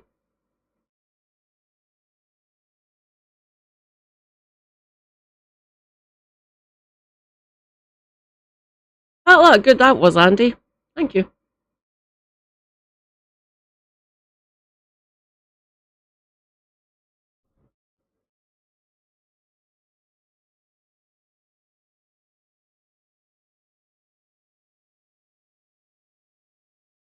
Hello, I'm Graham Smith. And I'm Abby Tartellin. And this is From Below the Balcony. Nope. Wrong. Go there. Wrong thing. Now what? Okay. By-election, and we'll talk, I'm sure, about everything from number 10 North to tax, from welfare to radically changing the culture of British politics. Joining me on the show will be commentators including Lord Howard Davis, the former banker, Ruth Curtis, who runs the Resolution Foundation and used to work in the Treasury, Patrick Maguire of The Times, and Annabel Denham of The Telegraph. We will look at other stories as well, from that dreadful rape case in Fordingbridge and new fines for sexual harassment on the street. But what is Andy Burnham, our presumed Prime Minister in waiting, really going to do? That is the heart of the matter, the heart of the show. Join me after the news. On your radio, on the LBC app, and Play LBC. Leading Britain's conversation. This is LBC.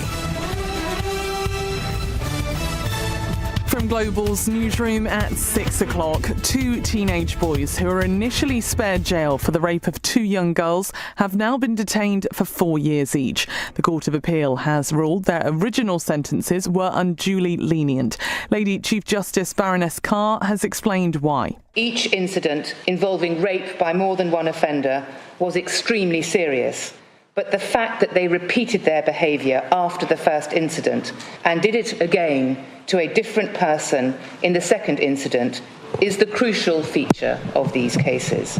One of the victims says justice has finally been served.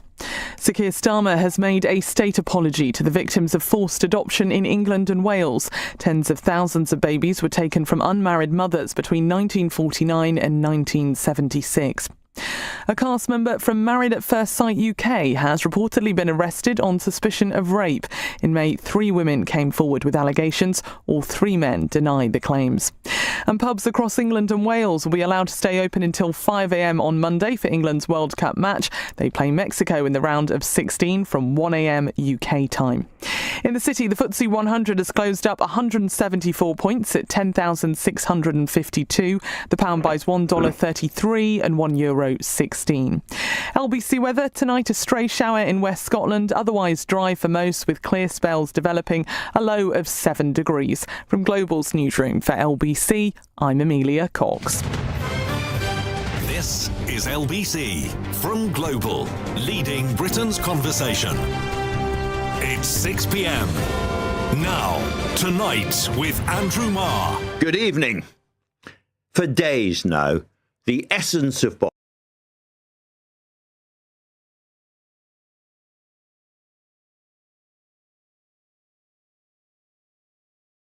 And so I got hold of Decapeptyl, Triptyrelin, and allergy generic agonists. Those injections after initial fight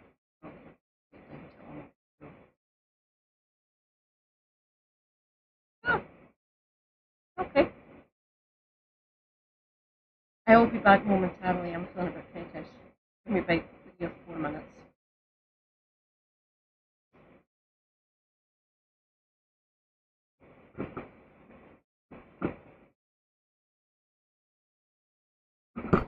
I shall return with food.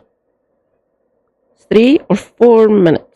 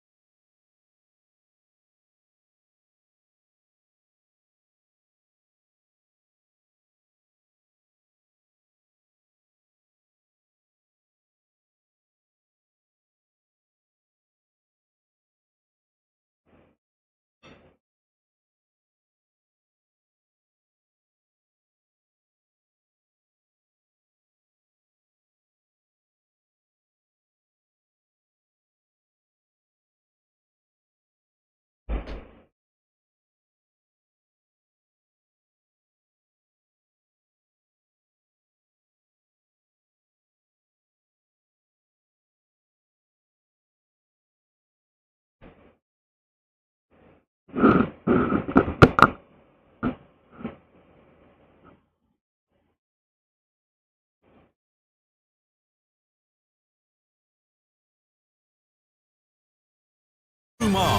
evening. For days now, the essence of politics, the conversations, the haggling, the who's up, who's down arguments at the heart of power have all been carried on away from public scrutiny in a room on an obscure corridor on the 5th floor of Portcullis House at Westminster. Cabinet ministers, would-be cabinet ministers, party power brokers of all kinds have been, let's be blunt about this, paying court to a new power in town. We've never had this before in British politics, an MP sweeping in from a by-election success with so much momentum that he's assumed by almost everyone to be our next Prime Minister, and not in months or years with a conventional preparation for the top job, but in just weeks and days. Since winning the Makerfield by-election last month, Andy Burnham has had to order and shape his political priorities, decide his cabinet and wider government, and hit the ground running this summer to rewire Britain and bring back hope. Not easy. There's very little money and almost no time. Andy Burnham knows, because he's talked about it, how disillusioned about politics, how angrily impatient Britain has become.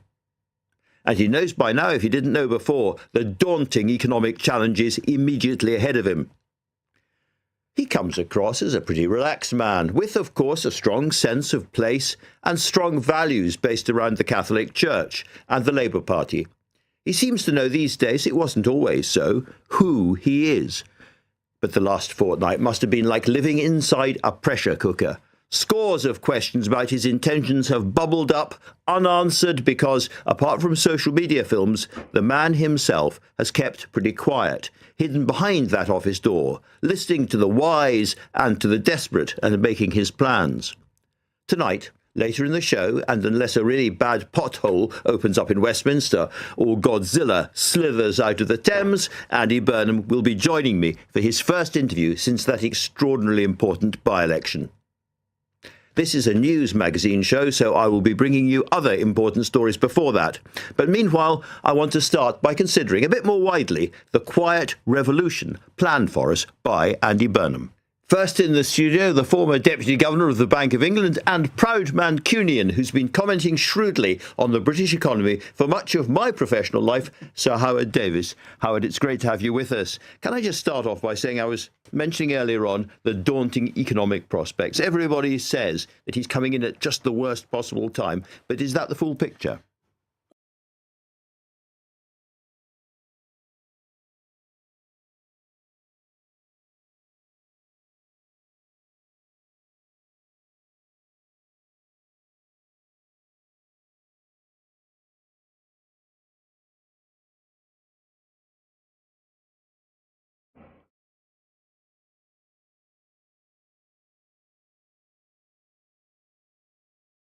Wholemeal toast with butter. Nom nom nom.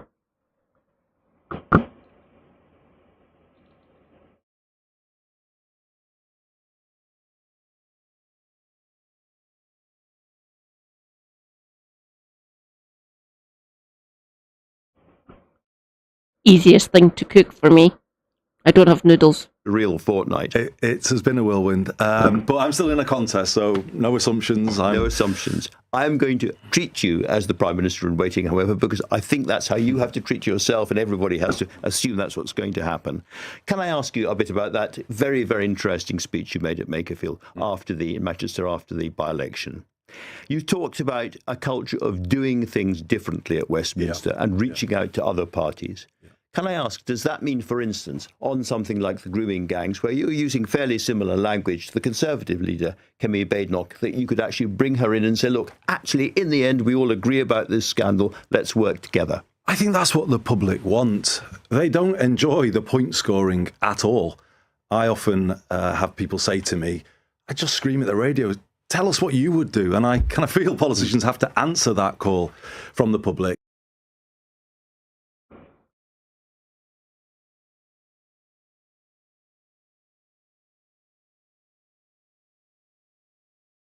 If we wanted their input, they'd be the biggest party.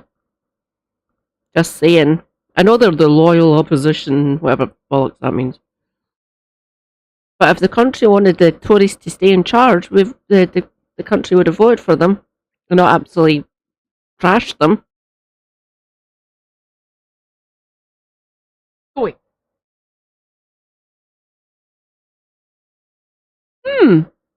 Numb.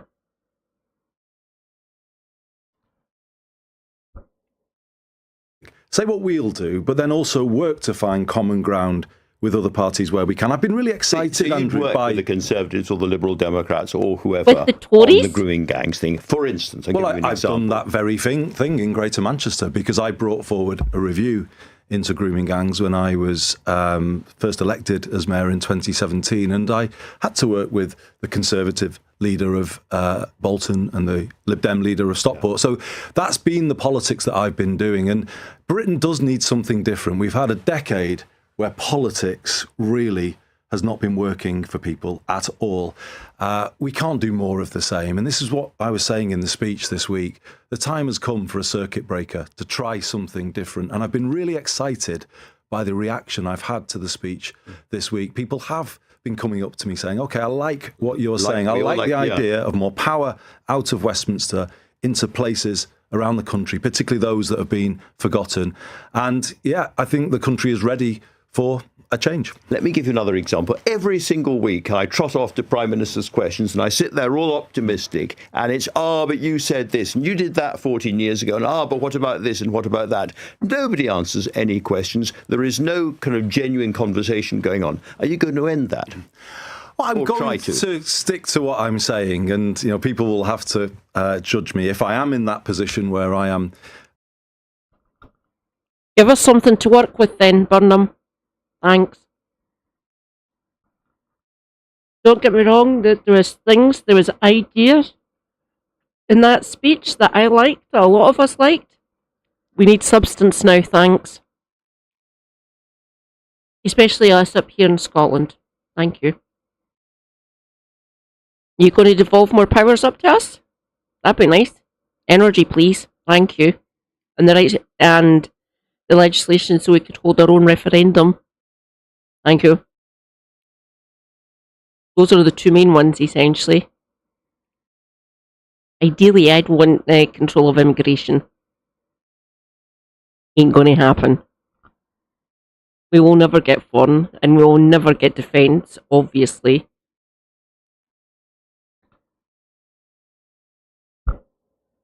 At the dispatch box, I am going to do it differently. I'm going to do politics differently. Where there's a difference, of course, you point it out, but you don't do the point scoring in the way that it's normally done in the House of Commons. I think people are really fed up with it, and this is a really important point.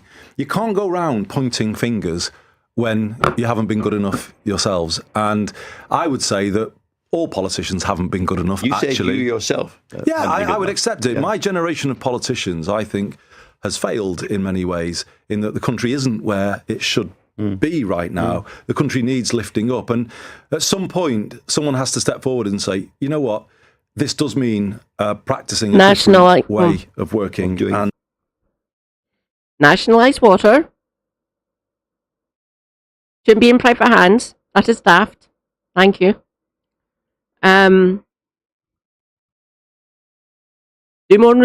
Do more renewables. 115% of our electricity generation up here is generated renewably in Scotland. Why do you think I keep on fucking yelling? Yes, fucking energy. Thank you. We have little control. I want all of it. All of it. Create a Scottish grid. I'd fucking love that. Bring it on. So please devolve energy up to us, Burnham. Thanks. Build more council houses. You've said as much. You said in your speech that stupid 1.5 million homes over the space of the Parliament, not enough. And I don't care about the NIMBYs. We need the fucking council housing. There is tons of brownfield sites we could be building housing on. Tons of them.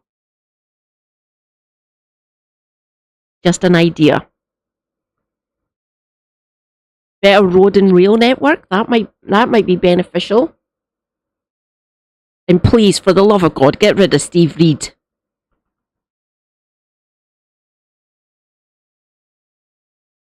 More on that later on. At 10 p.m. Watch this space. Trying to bring people together. In Greater Manchester, I've said place first, not party first.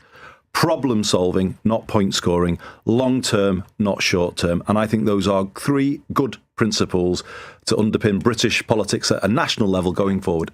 Let me ask you about Labour MPs. Because again, it seems to me this is a vast, perpetual kind of focus group. People who go out around the country, know their own areas, are listening to their own voters. They understand, what the grievances coming back are, what the hopes, what the worries are coming back. Yeah. And yet they haven't really been used properly. They're left there in their offices. They come in to vote. They come out to vote. They're standing at the back cheering. Can you use MPs in a better way in Westminster? I believe so. I do think Westminster needs quite significant culture change. I said this week, it didn't feel like the place I left when I came back last Monday. It does feel a more fragmented place, unhappier in many ways. And I think we do need to rediscover a sense of team spirit. I personally don't think the whip should be used to punish people who have a vote on a matter of conscience. You'd say, frankly, that was a mistake made during the Starmer years. I didn't see that done in the Blair and Brown years, and I don't think it builds. It was done to a certain extent.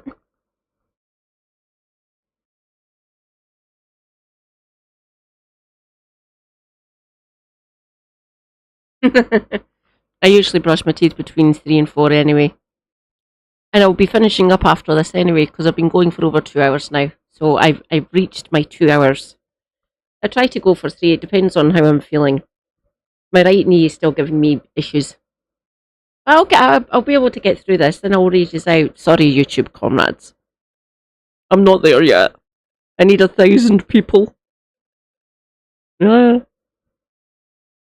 the sort of common spirit that you need, the sense that everybody is involved, that people can take a different position, and it's not the end of the world if they do that. More broadly, I do think we've got to find a better way of involving people in the work of the government. MPs have got a lot to offer, but I also think we need to empower them, and this is what I'm talking about when I'm saying take power out of Westminster and put it into the regions and into their constituencies. We've got an unaccountable outsourced state. Often we've got bodies at a national level that don't listen, that don't act. In Makerfield on flooding, it flooded seriously in 2015 and again in 2025. That's just not acceptable. We've got an illegal rubbish tip that hasn't been moved. Again, not acceptable. That is not acceptable. MPs need to be given more power to make the state accountable to their communities.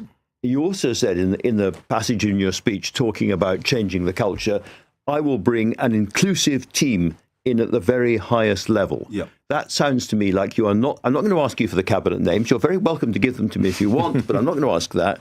But it sounds to me that you're not going to create a cabinet of Andy Burnham's mates. You're not going to create a cabinet of just one faction in the Labour Party, an all soft left cabinet. You are going to be inclusive. He's not soft left. He's a Blairite. He's a centrist. Yes, and let me take you back to the speech I gave at the Count in Makerfield when I said I see this as a last chance to change, particularly for the Labour Party. You could say for politics more broadly. And please dump all the authoritarian shit. The fact that has. Please dump all the authoritarian shit Starmer tried to foist upon us. Him, Lammy, fucking Mahmood, but you're keeping her for some strange reason. I do not like Shabana Mahmood.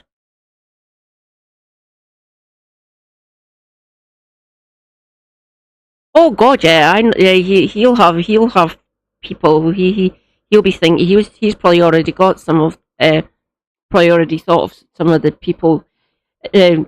Maybe raised from the backbenches. More on that later. Oh, this one's going to be so much fun. And please Please, please, please, pretty please, with a cherry on top, get rid of Douglas Alexander. Going through the Scottish Labour backbenchers, that's going to be interesting.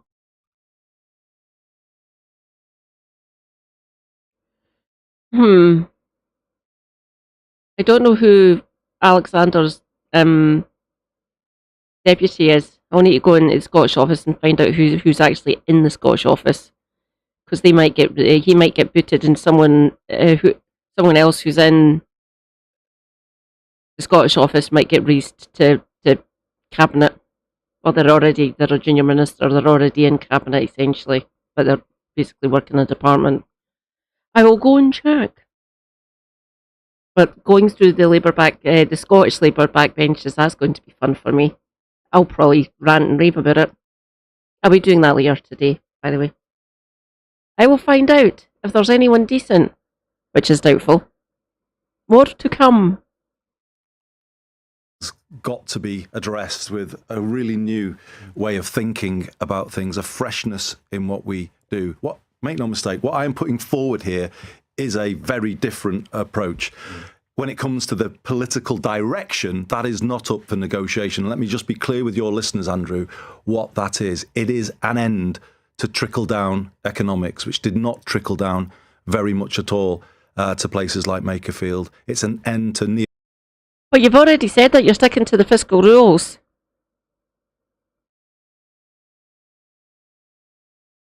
Force that square peg into the round hole if you like. You have to get rid of the fiscal rules so you can actually put funding back into the country. Capital investment, please. Thank you. We will find out. I don't know if Reeves is going to survive. It'll be fun speculating about it, though, won't it? Ideally, I'd want Pfizer to be Chancellor, but no. They had to do her the dirty. Stammer, you suck.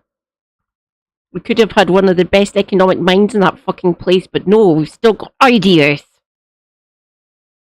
Oh, is it Kirsty McNeil? Oh, God.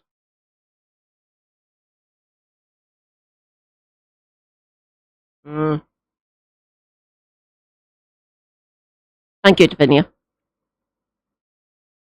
Neoliberalism. That means the deregulation, the privatisation. It has left us in a position, if you look at something like water, where the shareholders never lose, the public never win, because they're paying ever higher bills, but that money isn't going into infrastructure to benefit them. It's going out to the shareholder. And this is the change. But then to deliver that change, to come back to your question, I want there to be the most inclusive approach to building the team so that all parts of the party can see themselves represented within it. And again, I'm not going to ask for names, but to do that, the biggest difficult choice you have to make now is who your Chancellor is going to be. Do you now know who that person is going to be? No, I haven't made those decisions, and deliberately I doubt that.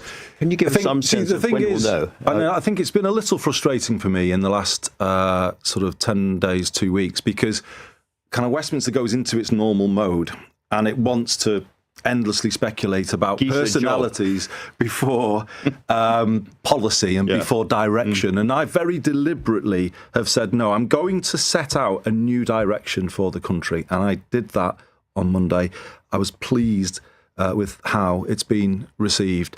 And I think it's really important that's done. Now, I didn't answer questions, and some people criticised me for that. But again, I'm challenging some of the prevailing culture where it immediately will go into a Westminster obsession. Yeah, have you been slightly disconcerted or disappointed by the desperate scramble for jobs? It's just the way it would be always in the past. Well, it's obviously a big moment, isn't it? And obviously, I want to build that inclusive team. I wouldn't say disappointed. People are entitled to put their case, but I think it's really important that, firstly, people understand what is being proposed here. And then consider what their contribution to delivering that new direction for the country might be. Let me ask you about money and the economic direction then. You mentioned the fiscal rules in your speech. You didn't mention tax. They may not have been the wisest promises, but the Labour Party did make promises about tax in its 2024 manifesto. Do you stick by those promises? Yes, I stick by the manifesto and the promises that it made. So let me be absolutely... Yeah, he's lying.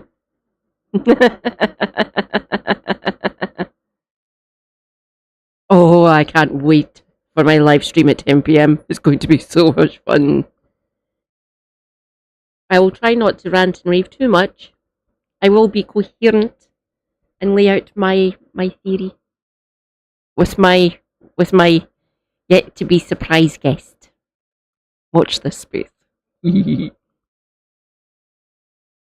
Clear about that, but there is some room within that manifesto for movement on tax. So if you take business rates, for instance, I believe there is a case for higher business rates on warehouses and the major developments we see on the outskirts of our cities, so that we can cut business rates for pubs, and I've proposed a 20% cut, and lift some high street businesses out of business rates altogether. I say some and not all, because I think it's important to, if you like, prioritise and reward the businesses that bring social benefit, the businesses that bring people together, the bars, the restaurants, the coffee shops, the hairdressers, because the high street really needs to get more of our attention. We need to bring life back to the high street. Yeah. So I'm looking at things where I can make a change that answers some of the issues that we see up and down high streets across Britain, but overall, people can be certain of one thing of me.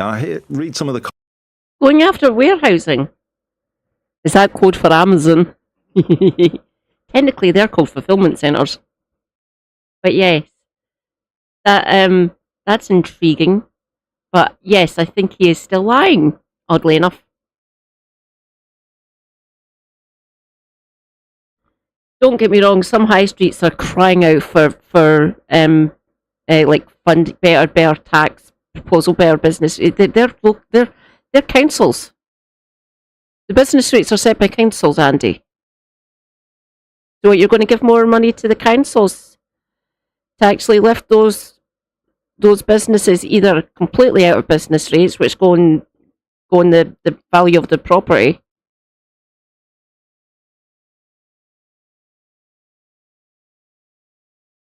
It'll be fun to see how he's going to work that one, considering the fiscal rules. We will find out. Commentary. I am not indisciplined when it comes to the public finances. I was in the Treasury. I ran the Department of Health, and we had a very healthy. It was tight, but we had a very healthy set of finances. I've run Greater Manchester, the You brought in region in the country for a private decade, finance initiatives. And you can't make it the fastest growing city region in the country, Andrew, without I will not let you forget that. Business confidence so this in is what you're doing. This is your message to the bond finances market. I run in Greater Manchester are rock solid, and from those rock solid public finances come business confidence that has helped us get the growth. And I actually get frustrated at some of the narrative that people try to put around about me. My record says otherwise. That's really interesting. Let me ask you about small businesses more generally, because they have faced national insurance contributions coming in. They've faced higher minimum wages. They've faced workers' rights. They've faced spiking energy costs, and many of them are going under. Would you produce a kind of program to help small businesses in this country survive specifically? Yeah, and I just gave you an example of how I would do that in relation to business rates. National insurance. But you also mentioned energy costs, and I want to come back to this point about Britain paying too much for the basics. People are paying too much, but businesses are also paying too much, and that is certainly true of energy. And what I would do, if successful, is lay out a plan for more public control over water, energy, transport, so that over the period we can get those bills down, fares down, and give people and give businesses breathing space. Britain needs more breathing space, Andrew. I heard that on doorstep after doorstep in Makerfield. We do need to be serious about putting more money back into people's pockets. And being serious in terms of maintaining a tight control on public finances. Welfare reform seems to be one of the biggest issues of all. We have an entire generation of kids who are not working at all and are on benefits. Is that going to be a priority? Yes.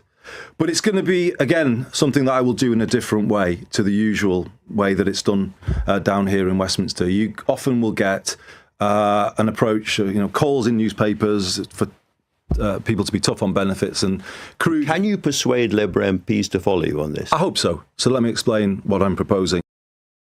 They've already tried to fuck with the benefit system, and that went well for them, didn't it, Andy? Just saying. Please do not come after the sick and disabled, like Starmer did. It was only because of that backbench rebellion that don't worry, keeping an eye on the Tim's review. Stephen, I'm watching you. Technically, he's still second in command, even though that Glaswegian girl's in charge at Caxton House. So odious, he doesn't represent a Glasgow constituency. So, don't worry, your lass is keeping an eye on the Tim's review. Watch this space. I will come back when he publishes the report the day before the fucking budget. Bit late. Just saying. But the size of the document is fucking ridiculous. I'll show you. Give me a minute. I'm not going to go... Where is it? Ah!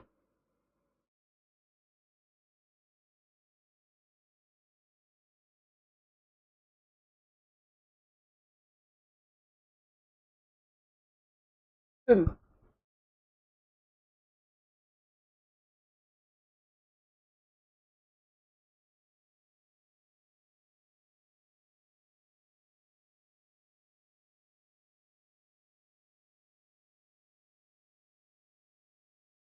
Look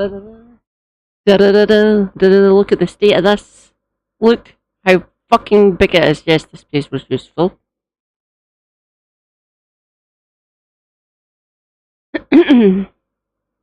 It was last it was last updated on the 8th of June. So roughly a month ago. But there we go. I will save that. Bookmark. Save please. There we go. Tim's review. Oh, I've covered you. I can delete that bookmark. Oh, I'll need that today. There we go. I've got the Tim's review pinned. With the crude cuts to benefit levels that then just put people who are struggling in even worse poverty, and that often creates the backlash, and understandably so. There's a different approach, which is looking at two things that can be done differently to get the overall benefits bill down. One of those is how we support young people. I will not defend an education system that is overly focused on the university route and does not lay out paths to technical qualifications for our young people. Too many young people get to year 10 at school and they can't see where school is taking them because the system isn't focusing on those young people. We need an education system balanced between academic and technical. And then at 16, I believe we need the guarantee of a work placement for 16 to 18-year-olds, apprenticeships for every 16 to 18-year-old who wants one. And what I've done in Greater Manchester is something that might be looked at more broadly, free bus travel for 16 to 18-year-olds so that they can access those opportunities. In my view, if we did that... Everyone under the age of 22 gets free bus travel up here. So he's not going to be doing much up here for that. We've already got free transport for young people. Good. I like. Mad Cat approves. And we changed the way we provide mental health support to young people so that there's a massive change. In-work support. I believe you can substantially reduce the number of needs. If you build more council homes, you can bring down the housing benefit bill. You do it over a longer term in a more sustainable way. A final area that we need to talk about is obviously defence spending. Sure. You saw the Defence Investment Plan, I think, before it was published. You've got it there. Right there. Yep. Did you know at that moment that you're going to have to find an extra £15 billion from somewhere to pay for it? I didn't have all of the details. I wasn't in all of the discussions, but to be fair, the government had an internal process ongoing. You don't regard this as a hand grenade kind of lobbed at you by the outgoing Prime Minister? I regard it as something that the country has to face up to very seriously. We're in a changing world. The nature of the threat is changing. What I can say to you tonight is I will take my responsibilities fully to fund the Defence Investment Plan. If I'm in the position to do so, I will take those responsibilities extremely seriously. No compromise on the security of the nation. More broadly, I just think we need to build the resilience of the country in all of our places. And just one more aspect of the speech you made, Number 10 North. Do you know where the building is going to be? Can you tell us a little bit more about how it's going to work? Yeah, it's really exciting. This is about obviously extending the Downing Street operation. It's not in the north. There's an entire fucking country you're forgetting about that's north of you. Or north of you, Andy. You may be the MP for Makerfield, don't get me wrong, that's north considering Westminster. And that bubble that needs to be burst, essentially. It won't be, obviously. There's an entire country to the north of you. And we have a lot of these things already. Are you going to give us more powers? Huh? That's an idea. But particularly creating a North Pole, if you like, so that the country can see that power is more balanced. Number 10 North will act in the interest of everywhere, though. It's the aim of it. Is there actually going to be a building? Is there going to be a place? So do you know where it's there is already a proposal for a government digital campus close to Manchester Piccadilly. So it is my intention, if I get the opportunity, is to base it there. And will you be there yourself? I will spend time there because I think it's really important to show a new drive around taking power out of Westminster. Why? To get growth in every postcode around the country. The country is not wired for growth at this moment in time. Right. I have shown in Greater Manchester how to get growth going. I want to take what we've done there, make it available to the Midlands, to the Southwest, to the east of England, all parts of it. And actually, here's something, and I didn't touch on this in the speech, give London a new devolution deal, more freedom to do more for itself, more powers over education, over housing, more economic development powers, because I think we can free London up, actually, to go much further and to remain the world's greatest capital city, which it is. Thank you very much. Final question. If all goes well, you'll become Prime Minister the day after the World Cup final. If England wins, bank holiday. Now, can I say, Andrew, we only beat, well, we struggled, let's say, and I've full respect to the Congo, Democratic Republic of Congo, but I think we might be getting ahead of ourselves. There's a very big game coming up on Sunday. We do have to live in hope. I think it might be a bit premature to be speculating. But if it happened, you couldn't turn it down. Well, in all honesty, it would be a fantastic moment, wouldn't it? And we can hope and pray that it comes off. But as I say, let's not. I'm an Evertonian. You have to get past Mexico first. When it comes to football, I don't do it with England either. I think they've got a bit of improvement to do before we can start seriously. I will stop now. Dreaming of it. I am actually going to be watching the match on Monday. Andy Burnham, great to have you on the show. Thanks very much indeed for coming on. Thank you, Andrew. Thank you. Now, if you missed any of today's show, I nearly forgot this bit, you can listen back on our free Global Player app or the LBC app, where you can also stay up to date with all the latest news, videos and opinion. Download it for free from your app store now. Coming up at 10 on LBC, Ben Kentish. But right now, it's time, slightly late, for Ian Dale. Well, you're welcome to the extra 5 minutes, Andrew, because I think that was a fascinating interview with the man who is, let's face it, going to be our next Prime Minister. And it's an absolute tribute to you that he gave his first interview. Bank holidays are either religious related or something to do with the king or queen. Correct.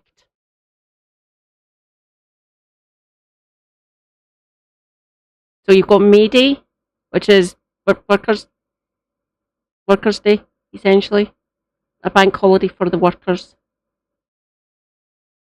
But all the rest of them are basically either religious based or something connected to the monarchy. Fun times. Okay, everyone. I have reached. I went past my 2 hour. How long have I actually been going for? Let's see.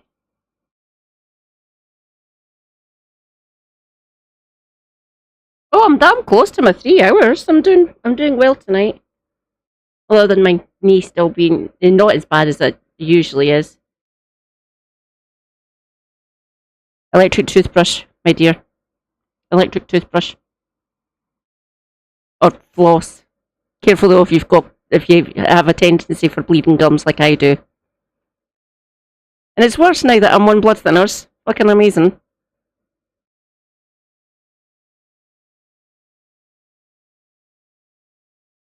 $78 for me. What the fuck? That late? That's a year before I was born. That is fucked. And the spring bank holiday was earlier. Yeah. I thought the spring bank. I tried toothbrush. Good. Okay, I do apologise, my YouTube comrades. I can't read you out anywhere. Thank you. Much appreciation to everyone on YouTube while I try and get the fucking numbers to be able to read people. Or redirect, as it's called on YouTube. I will get there hopefully soon. I'm over 200 people subscribed to me on YouTube now. Thank you to those lovely 200 odd people. Very much appreciated. This mad lass loves you for it. I'm on 518 on Twitch, which is mad. Thank you, my 517 followers on the Twitch. You people are fucking legends. Excuse me. Let us raid Raptor. So, lovely YouTube comrades, Twitch comrades, going over to Raptor Blue. My YouTube contingent, my lovely people. Have fun. Get sleep, I guess, because it is fucking hell, 3:10. Ah, no, wrong thing. That one. Thank you. Go back to my chat. Stay hydrated. This is getting refilled in a minute. Stay hydrated. Self-care is good care. Take your meds. Stay based. Free Palestine. And keep an eye on Burnham. Might be an idea. And come back at 10 PM for me getting to do my rant with my special guest. It is not Andy, by the way. Andy and his friend Lewis are in Warsaw for a week. On a holiday. Go back to my chat. 3 people. 3 lovely viewers. I've lost followers. I've lost 2 followers. That's fine. Usually it goes up and down a bit. But I'm over 500, which is fucking awesome. I'll go back up at some point to 520 again. I'm over 100 subscribers now, which is crazy. So people are paying to see this. Thank you for giving me money. Very much appreciated. Oh, let's bring up Raptor. Boom. Oh, there we go. Good night. I will be back at 10 PM with a special guest.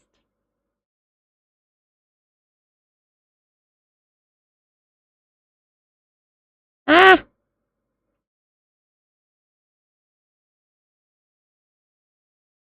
I love Miss Raptor saying hi to me. Oh. It was over 200 at one point. That's fine. Don't worry.